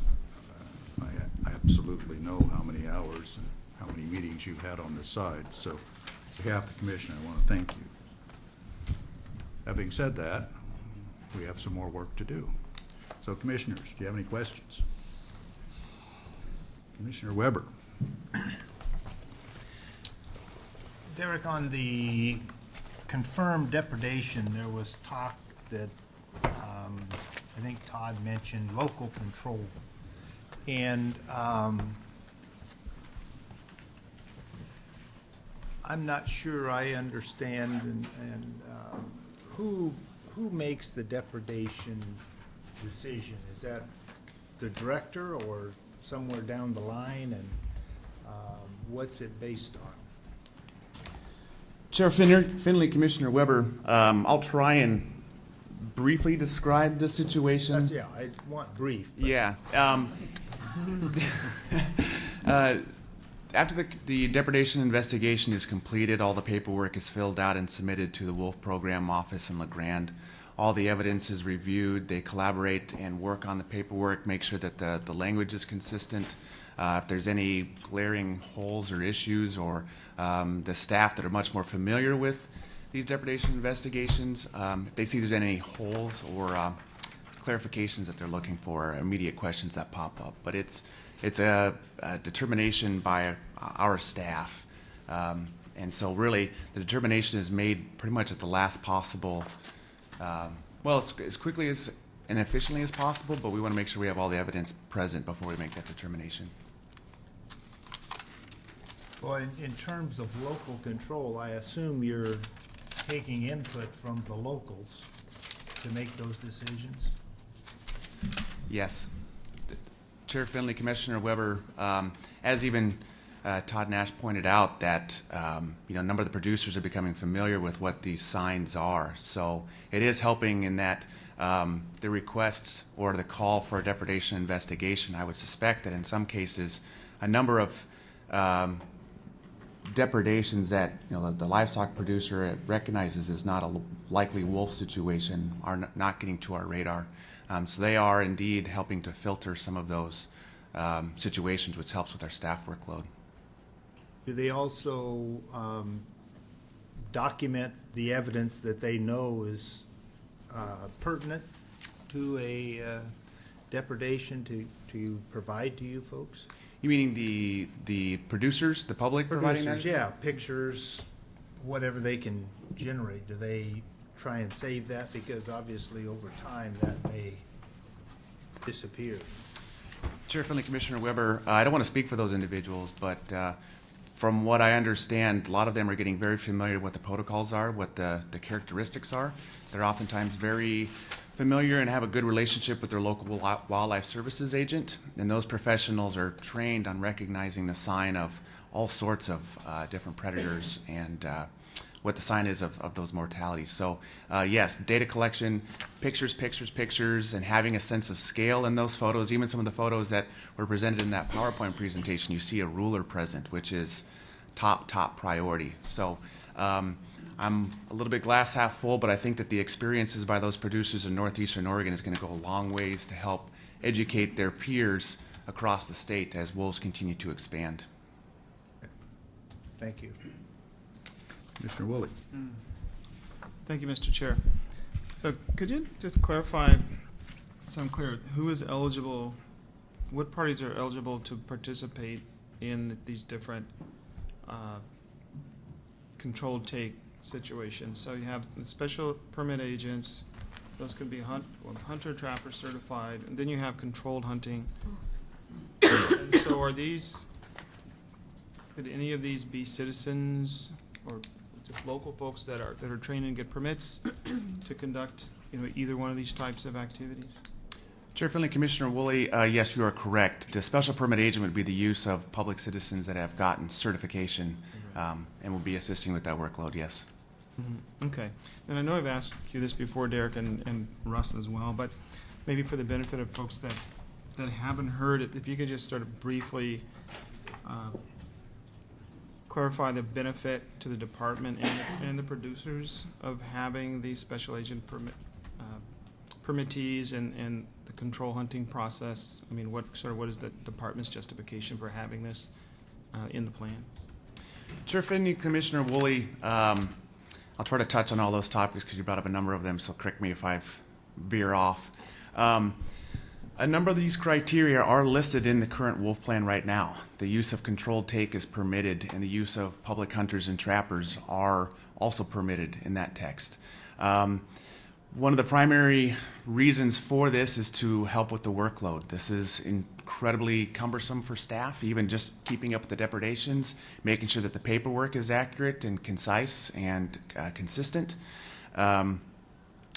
So the assistance of the public to get involved could really help to lighten that workload. Now, certainly, even with a special permit agent or controlled hunts, there's a number of criteria. There's a number of steps associated with that. It's not we could just open things up and have somebody walk off the street. Even with the special permit agent, that's a process which would be approved by the commission, and there'd be certification associated with that. So the folks ideally would be going in with the most information possible, would be knowledgeable, be more effective, really.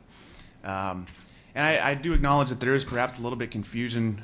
Quinn brought it up in that we have landowner agents and then we've got special permit agents. Those are two different entities.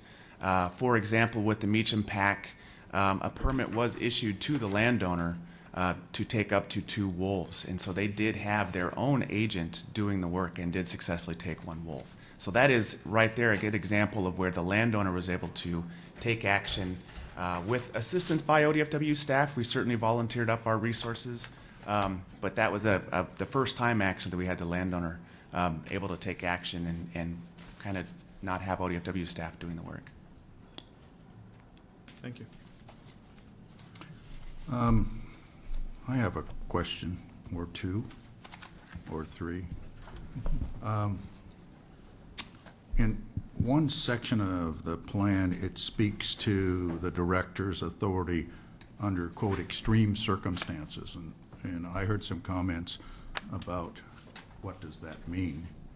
In many cases, when we write a rule or a policy, we talk about shall include but not be limited to. And sometimes we just list a maximum, put a period on it to say these are the considerations. And that's something the commission can do in delegating that authority to the director. So since you 2 wrote this, what was in your mind when you wrote the word extreme circumstances?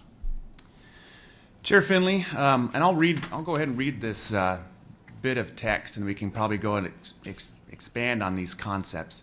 It states that in situations of extreme circumstances where evidence exists of immediate ineffectiveness of non-lethal measures, or that in wolf behavior or depredation circumstances indicate that non-lethal measures will be ineffective or are beyond the ability of the managers or livestock producers to practically implement.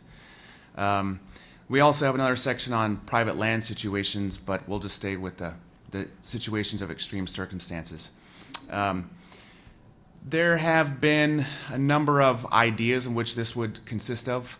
For example, if we have one depredation event, but we've had enormous livestock loss, and if adequate and appropriate responsible non-lethal measures were already in place, yet this occurred, we can come up with a whole bunch of hypotheticals or situationally based instances where we recognize that there's writing on the wall, that this is likely going to continue. This is a very, very concerning situation, and we don't want to feel like we are hamstrung in being able to take action. Now, certainly, like we added in the language, we consider all the possible factors in making these decisions. So this is hopefully going to give us the ability that if we need to take action and respond, because especially as we continue forward, we're going to have a greater and greater body of information to get more fine on what that threshold is and recognize those warning signs.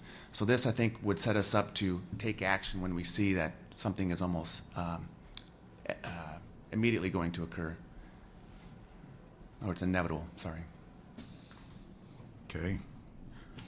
I still think maybe you should have some elucidations for the general public. I mean, I understand what you're talking about, but it still doesn't really highlight the types of actions that may be taken pursuant to this authority. And you could have, shall include but not be limited to, or something like that. It just will allow everyone to view whatever action is authorized to say, well, where did they pull this one from? And anyway. And Chair Finley, if I want to clarify too, I mean, this situation, the other criteria would still have to be in place where, there were no known attractants, they're complying with everything previously, and the use of non-lethals were ineffective. So indeed, those criteria would still be in place. Why don't we put it in there? Yeah. I mean, it's very difficult for people in their mind to reference a different section. And when you're talking about something as controversial as this may be or may not be, it's sometimes nice to have it just stated again. Someone on the first panel suggested we ask you about what the estimated mortality for 2017 was versus the actual. For the record, Dr. Darren Clark, Wildlife Research Project Leader, Chair Finley. We have not yet estimated those numbers since we have not conducted our 2017 wolf counts, so we do not have final numbers on what our actual wolf population is. we'll look into those numbers as soon as we have our final data for 2017. But didn't you have a projection of what you expected might occur in 2017 versus what we saw?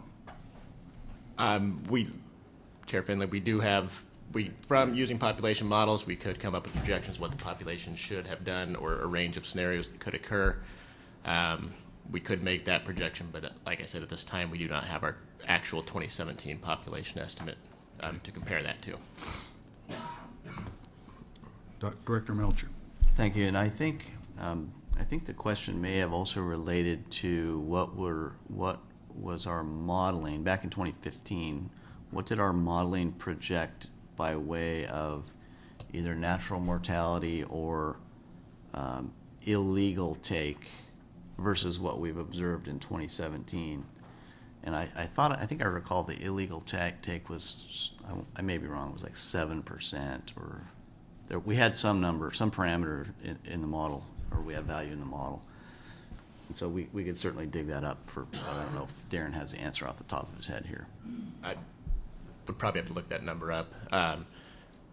As a point on that also, there is a mean value using that, and through those simulations, it could be higher or lower than that. But you do run a bunch of simulations to get a mean expectation. Okay. Mr. Weber. Well, along those lines, we've usually dealt with a minimum confirmed number, and you have modeling that apparently projects, I guess, a estimate of what the actual population is. Is that correct? Chair Finley, Commissioner Weber, that is mostly true. We tried to make the model reflect closely, going back in time, reflecting what our minimum counts were based off of from a starting known population when we had the first confirmed wolves in Oregon, and moved forward from that point. So that there can be a bit of disconnect, our counts are a minimum count, but comparing those year to year will give us a population growth rate that should be fairly comparable to what comes out of the population model, if that makes some sense. There is a bit of comparing apples and oranges when we're using the minimum count data to that. Going back to asking about mortality for 2017, we do need our minimum count data so we know what proportion of the population, of our minimum count population, was being removed to compare back to the estimated population out of the model. Okay. And one other thing, I would agree with Chair Finley that the extraordinary circumstances, so that we are transparent and everybody knows what we're looking at least give examples, and because extreme circumstances could be Kurt had a bad day, and I don't think that would be what we'd want. So I'm just saying, we have more trust in it. Not limited to, but these are examples. Okay. Commissioners. Thank you, Bob. Commissioner Aikenson. First, I want to say thanks for the new section on the ecological role of wolves. I think that was a piece of information a lot of people want to talk about, and I think that perspective of how that sort of fits in on managed landscapes in Oregon was a good treatment. So appreciate that section. I had several other questions I had. One is with the special status game mammal definition. I did talk to Doug Cottom last night and had some clarification on that, but maybe you could explain for all of us on the commission where this definition resides. I was uncertain, like, well, did the legislature come up with that definition, or are we doing it in rule, or is it in the plan, and is what's in the plan the sum total of what the wolf as a special status game mammal means?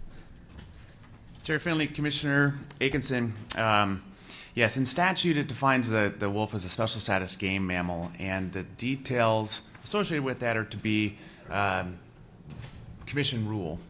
And so it has been our approach that the plan as a whole is adopted in rule. And so the definition of that term is what addresses that, what's in statute. We think that having the special status game mammal chapter as a standalone helps us in adding to that definition. Or if somebody wants to go, what does that mean? How is that different than an other game mammal? Folks can focus in right on that chapter. So a lot of the pieces in that chapter are specific to it, but I would also say that, yes, a lot of the criteria that is throughout the body of the plan would also lend itself to that definition. Mm-hmm. Okay. So just to clarify, then, this is the definition that's in our plan? Chair Finley, okay. Commissioner Dickinson, yes. Okay. So one other issue related to that is that I feel like we maybe need some more clarity in the language in the plan related to the special status. It seems like people are confused with this whole change from controlled take to other things. Whether are we allowing hunting, are we not allowing hunting? What is hunting? What might be allowed in the future? And I really liked that graph that you put together and showed us today, or that chart. So I would encourage you to take another look at the language in that section regarding all those terms and maybe try to make the language more clear so everyone understands what you are trying to say. Because when I asked Doug about that question that I had also, I felt a lot more confident of what he was saying was what I thought it should say in the plan, but I wasn't quite sure when I did the initial reading on my own. And I know, like Quinn had said, there are some parts in the plan that, because there have been so many authors and so many edits, there's some little things that don't make sense anymore, and I'm sure you guys are going to read through and fix all that, but that does need to be addressed so things are as clear as possible, because it is complicated and it's hard to figure out what things mean. Chair Finley, Commissioner Atkinson, yes. A thick, large, very dense document like this, there's a lot of things that potentially could fall through the cracks, and especially if people feel like there's, if this was intentional or not. We're always happy to answer those questions. And so if folks have feedback on potential errors or typos or inconsistencies, we're all ears. We appreciate that information, especially if you feel like there's some sort of intentional, misguidedness occurring. That's certainly not the case. So shoring those things up, and that's actually been an attempted revision of the plan, is where we can try to reduce some of the redundancy, so that way we don't have these errors where if we fix it in one place, we didn't realize it was mentioned 8 other times. So that's actually been an internal conversation of trying to go through it meticulously now, because a lot of us have been focused on the larger concept, the more controversial issues, that some of those other things, honestly, I'll admit, kind of sometimes fall through the cracks. Mm-hmm. So having folks point those out to us is something we really appreciate. So one of the things that was brought up in the first panel was in that discussion about extreme circumstances, and there was a concern that there was no time period on 2 wolves being allowed 2 confirmed depredations before lethal control. Was that an oversight, or is that intentional? Chair Finley, Commissioner Atkinson, I think it was intentional, but with certainly the opportunity for discussion and recommendations. If there's, it's difficult to try and explicitly state, well, what's appropriate? What is that appropriate time frame? We're all ears if there's actually, somebody feels strongly that extreme circumstances fits within a particular window. Well, it just seems like if our standard definition for chronic is 3 confirmed depredations in a year, why wouldn't we say for an extreme situation it would be 2 confirmed depredations within a year? Would we consider it to be extreme if we had 1 depredation this year and 1 16 months ago? Chair Finley, Commissioner Atkinson, you're correct. I mean, certainly extreme circumstances should not fall outside the boundaries of just chronic depredation. So that's something that certainly we can go back and look at and see if, we're having that threshold of 2 with the very strong probability of a third or a fourth or how many ever would occur afterwards. We can work with the folks in the Wolf program, perhaps see if there's a certain time frame that we've seen when chronic depredation has occurred or lethal action was taken in which those 2 typically started. So we can go back to that and come back in January with It the seems timeframe.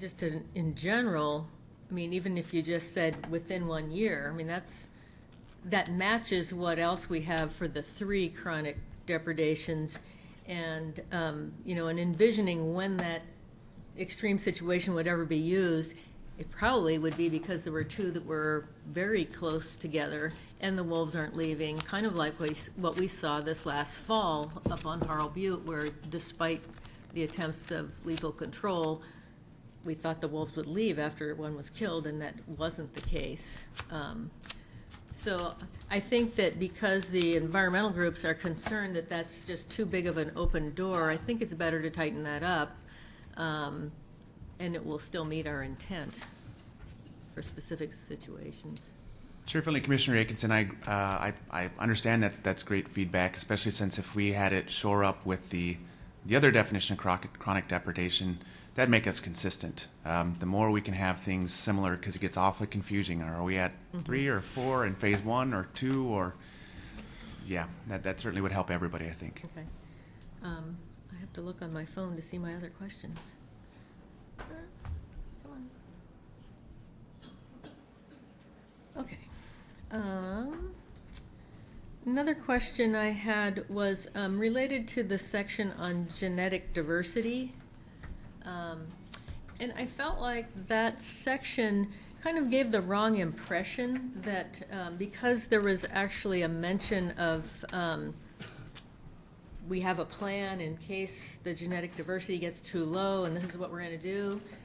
But from everything we know about wolves, about genetic studies on wolves, and about dispersal distances on wolves, and about the interconnectedness of Oregon's wolf population with a metapopulation which is connected to the entire Canadian province and Alaska, I don't feel like genetic diversity is one of the prime problems we need to worry about with Oregon wolves.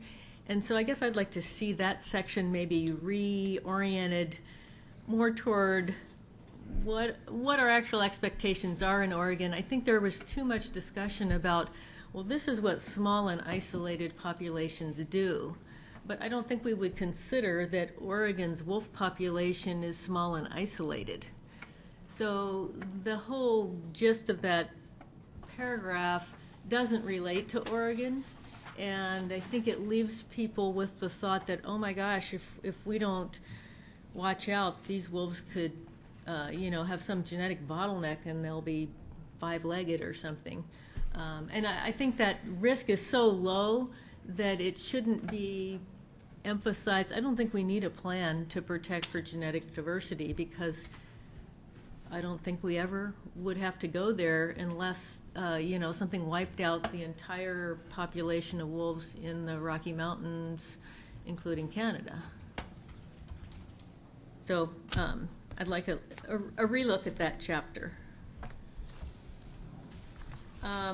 Also, on the chapter or paragraphs related to population, I think it's titled population, it's not goals, population objectives. And that needs more clarity as well in that paragraph. It's titled population objectives. It talks about minimum population thresholds and population goals. It doesn't really say population caps, but it starts getting really mushy about, well, what's what, and maybe misuses the term population objective, since that's our 7 breeding pairs for 3 years for phase 3. That's what we call population objective, but that paragraph is not about that piece. And besides that, I really think it's too early to set a minimum population threshold. I don't think we're ready for that. I don't think we're ready for population goals. I don't think we're ready for population caps. And we're not ready for controlled hunting. So I think for this plan, all of those things can wait until the next plan. I don't think we've really seen, we're still on that extreme upward trajectory with the population in Oregon. So I don't think we want to use the modeling we have currently to project a minimum population threshold. As you're well aware, you will be doing a spatially explicit model next year. And so I think that it would be more informative to wait on establishing any threshold criteria until that model's been developed and we have a few more years of growth in the population. Chair Finley, Commissioner Atkinson, we agree with you. Certainly there's a lot more information that needs to be collected and efforts underway. We are not proposing any caps. We're not proposing any assumptions of carrying capacity or possible limits. As we've learned, it's a pretty dicey situation to start making assumptions about what you're going to see as far as wolves, as far as numbers. Mm-hmm. Darn it, they didn't move the way we thought they would. We thought there was going to be a slow creep from northeastern Oregon, and sure enough, they popped up in the South Cascades. So we've already been told, or we've already learned, some of those assumptions can be troublesome. Mm-hmm. So certainly we would like to use Oregon data as much as possible, use that rather than having to rely on other states. And again, that was a big part of the plan update, was try to focus on what do we know about Oregon wolves. Certainly, I hear you say that we need to focus and make sure that the use of certain terms like population objectives are used consistently. Thus far, you're right, it has been focusing on breeding pairs, although sometimes in other conversations, maybe not related to wolves, population objectives mean something else. So, I think that those terms we're tied to, and if we need to talk about something else, we'll have to find. As we know, sometimes it's semantics and it causes trouble, just like special permit agent. It gets a little bit confusing on what is that, what does that mean? But yeah, that's ideally, that's the goal of wildlife management, is to be able to manage at finer scales, have more control, have better understanding. And so having those numbers and numbers based on Oregon information ultimately is the goal. Mm-hmm. So one of the concerns I have is that there is a number in this plan that says minimum, what's the terminology? Minimum population threshold is listed as 300 wolves in eastern Oregon. And I wasn't sure what the purpose of that number was anyway, but I don't think that it's appropriate this time to even list a number. Chair Finley, Commissioner Atkinson, I'm trying to recall where that number is actually listed in the plan at the moment. It's probably... It might have been after the conversation about genetic diversity.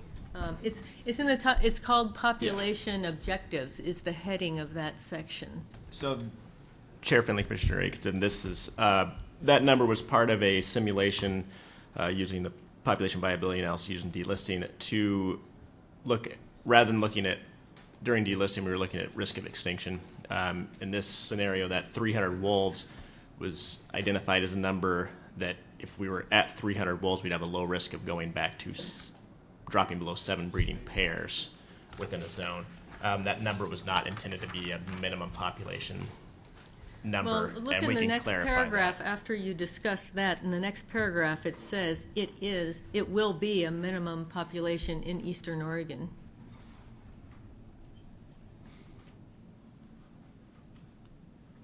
Chair Finley, Commissioner Atkinson, that it does say that will be through there in the next planning cycle. We can definitely revise that and not set any sort of minimum numbers in this planning cycle. I think that would be appropriate at this time, given that we don't have that model completed yet, and that we're not looking at any other numbers at this time.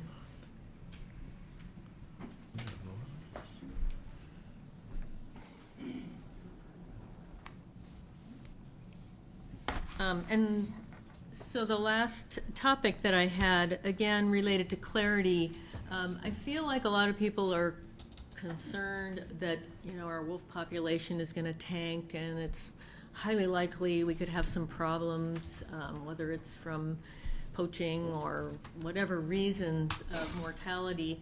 And I think it's important to have a visual to show maybe what's likely to happen with Oregon's population. And I know we could look at modeling, but I'd like to look at known situations.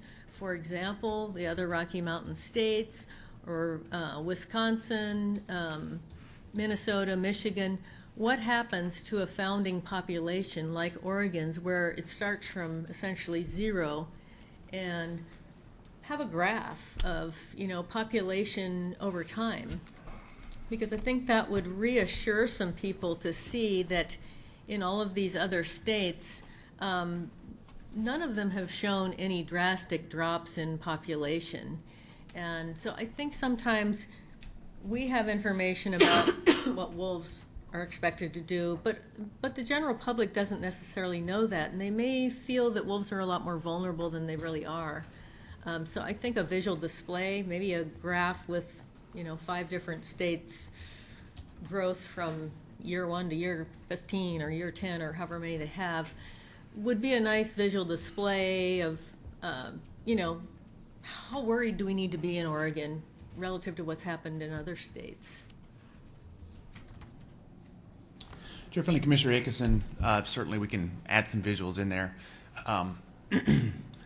Certainly we'll try to acknowledge that these are just examples of what's occurred elsewhere, and try not to make any assumptions or conclusions based on that. Mm-hmm.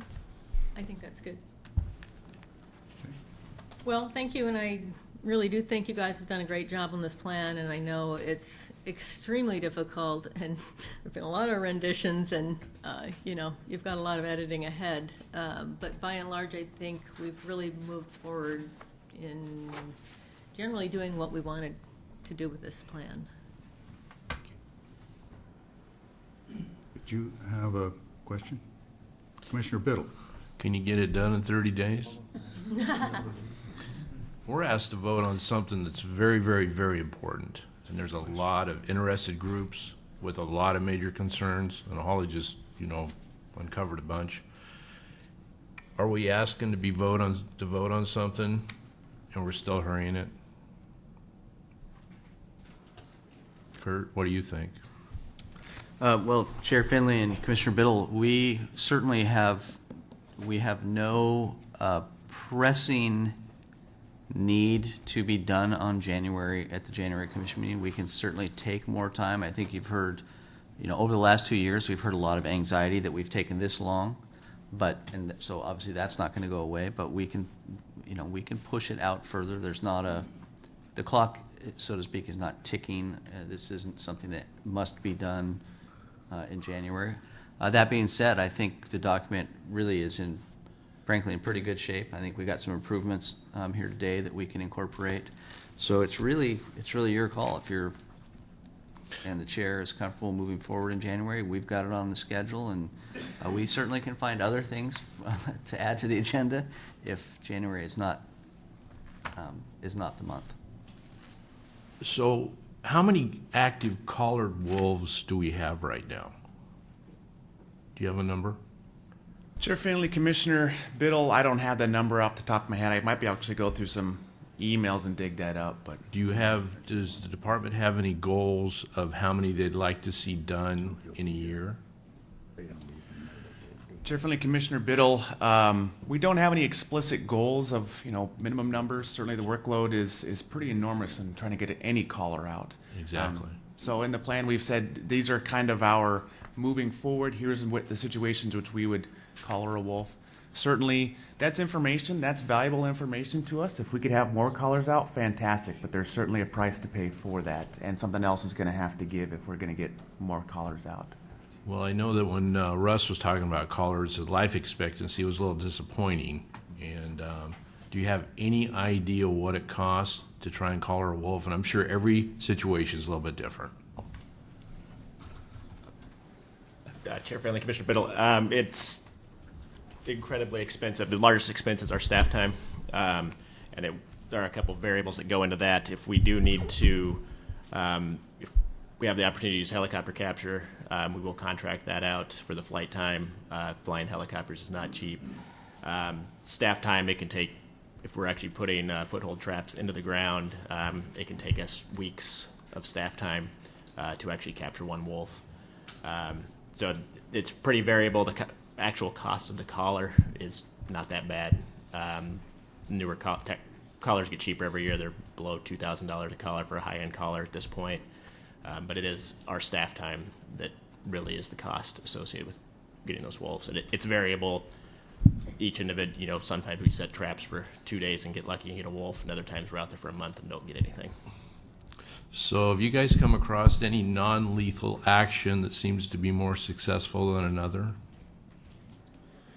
Chair-friendly Commissioner Biddle, well, certainly I think that even a lot of the producers would say that just the removal of the bone piles, the carcass piles, has been very helpful because that's just no longer that major attraction on the landscape.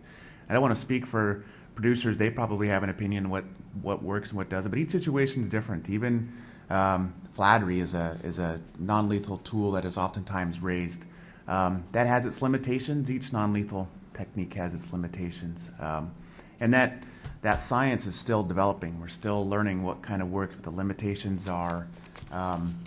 So we'll continue to kind of throw the whole kitchen sink at it and collaborate with researchers that are looking, especially defenders of wildlife, anything that they discover, if we can't get those things on the ground and learn something from it.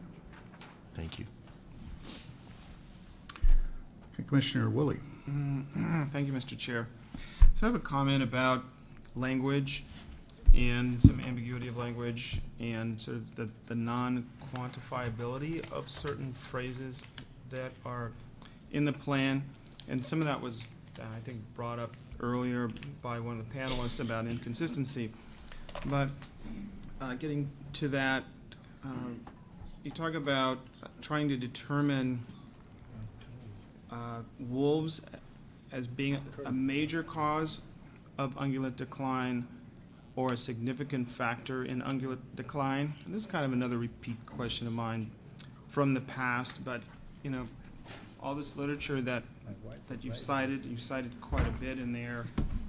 We've seen that it's virtually none of the studies have been able to unequivocally assign ungulate decline to wolves because there's so many other factors of weather, of lack of available forage, of competition from other predators, and yet a judgment apparently, and I don't know if it's based, what the numerical basis is, a judgment is to be made about whether or not wolves are either a major cause of ungulate decline or a significant factor in ungulate decline. So how are you proposing that those assessments are going to be made based on the fact that it's been virtually, except in a few cases, almost impossible to say unequivocally that in these circumstances, in these studies, that wolves have been the major factor, or certainly not the only factor. So how do you reconcile that? Chair-friendly Commissioner Woolley, I would agree with your assessment that it is often difficult to assess factors influencing ungulate population dynamics that can include anything from climate to predation, because those factors often interact with each other and can sort of muddle the clarity of the picture of which factors ultimately driving the system. Those two terminologies used there, those are a bit ambiguous. I would agree with you there also. The approach we'd probably use is actually determining there's a measurable response of wolves on ungulate populations. That could be through a variety of metrics, whether it's direct measures of wolf predation on ungulates that's having a strong limiting effect, or if we're seeing some relationship between survival and wolf numbers or wolf predation rates on population dynamics, then we'd actually have a measurable effect that shows they are having an effect on ungulate populations. And by removing wolves, that will reduce that effect and allow ungulate populations to then increase. So how are you, I understand you could use that method. How are you assessing that against other factors that impact the population? Chair Finley, Commissioner Moy, there would be other factors. In doing any of those analyses, we'd also look at other factors that might be, so we'd also be looking for other measurable effects. If it could be from winter severity or other climate factors, hunting pressure, predation from other carnivores in Oregon. We would simultaneously look at those factors and then try and, if there's a measurable effect from any of those, we would assess relative to the others what role wolves are actually playing in that total effect. So can that really be measured in the field, or are you talking about modeling those variables? Chair Finley, Commissioner Roy, we would rely on actual field data to do that. This would not just be a simulation-based effect. We have field data at some level that may be either some of our herd composition and trend data that our field biologists collect every year, or it may be actual collaring of deer, elk, or other ungulate species of interest, depending on the scenario that we're dealing with. I'm trying to lay out a variety of options here because it may not be clear what data source we're going to use depending on when the situation arises. Conducting a long-term study takes a lot of planning up front and just design the study to effectively address the question. But oftentimes we can rely on retrospective data collected through field surveys and be able to use those relationships to understand the role of carnivores using our long-term data sets. And then that would result in kind of a line in the sand that would constitute a major cause or a significant factor. I mean, there's a line at some point that says, okay, it's above this threshold, and we're making a decision that it's the major factor. I mean, is that how that plays out? Chair Finley, Commissioner Woolley, I'm not sure depending on the species of interest. So if you look at, say, our cougar management plan, we have different thresholds for lethal control of cougars depending on whether it's deer versus elk or other issues. So I think there would be some situation-specific context there. So I don't think there's a single line in the sand we can draw to say under this scenario we are going to lethally control wolves. It will be probably situation-dependent and depend on the species of concern. Okay. Okay, before we wrap this up, with all due respect to Mr. Nash, I still want to make sure that we're honoring the federal statutes and including the regulations, for example, of the Forest Service in Title 36 of Code of Federal Regulations.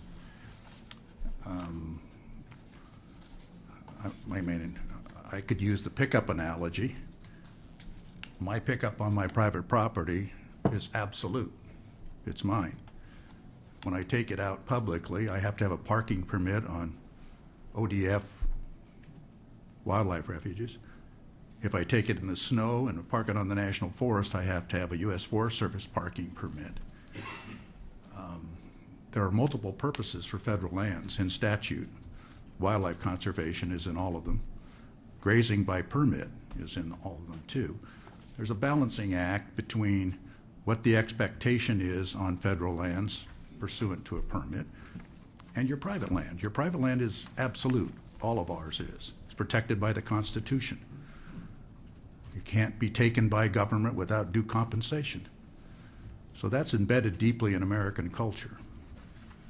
But on public lands, there's a balancing act, and I just want to make sure that we're honoring that. And I don't know whether there's a separate section like the vision or section or something that talks about management on federal public lands, and I don't even know about state lands. But let's just take Malheur National Wildlife Refuge.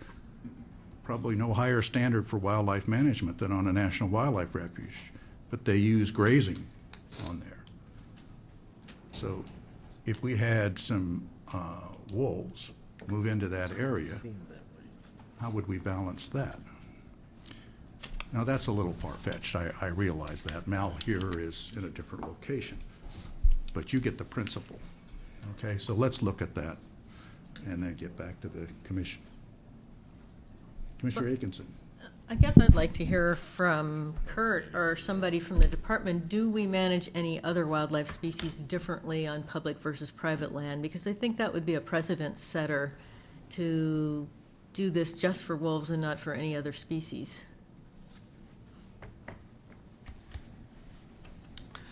Chair Finley and Commissioner Atkinson, off the top of my head, I'm going to say no, that we don't. Our statutes that guide us in our wildlife management statute, for instance, wildlife policy of the state, is blind to whether the management occurs on public land or private land. But the supremacy clause of the Constitution provides that federal land would be supreme to any state law or regulation, and that's my point. Okay, any more, Bob? Well, just along that line, maybe to defend Mr. Nash a little bit, we do limit his ability to control his own land when we say he can't just shoot wolves because they're on his property. No, that's actually part of my point. I was looking at a lower deprivation level on private land than you might have on public land. You know, if you have 3 on public land, I personally was looking for a lower level of deprivation, 2. You know, that's the point of my comment, is that you would honor private land and recognize that the state's own wildlife is having an adverse effect on the economic and the ability to earn a livelihood on your private land. I don't know that, but I think we need to go into that further. And so that was my point in bringing this up, that, you know, maybe you have that different standard, but I think we ought to really think it through a little more. Well, that might be a consideration for the extraordinary circumstances. Yeah, it might be it there. Yeah, good point. But I just want you to understand where I'm coming from on this, is that that's a big, expansive area, grazing or ranching, whatever you want to do it. And there's 2 categories. And your private land, to me, is sacrosanct. It's your land. Okay. We need to take a break. So why don't we come back? Thank you, gentlemen. Thank you, the audience. Why don't we come back at 10 till?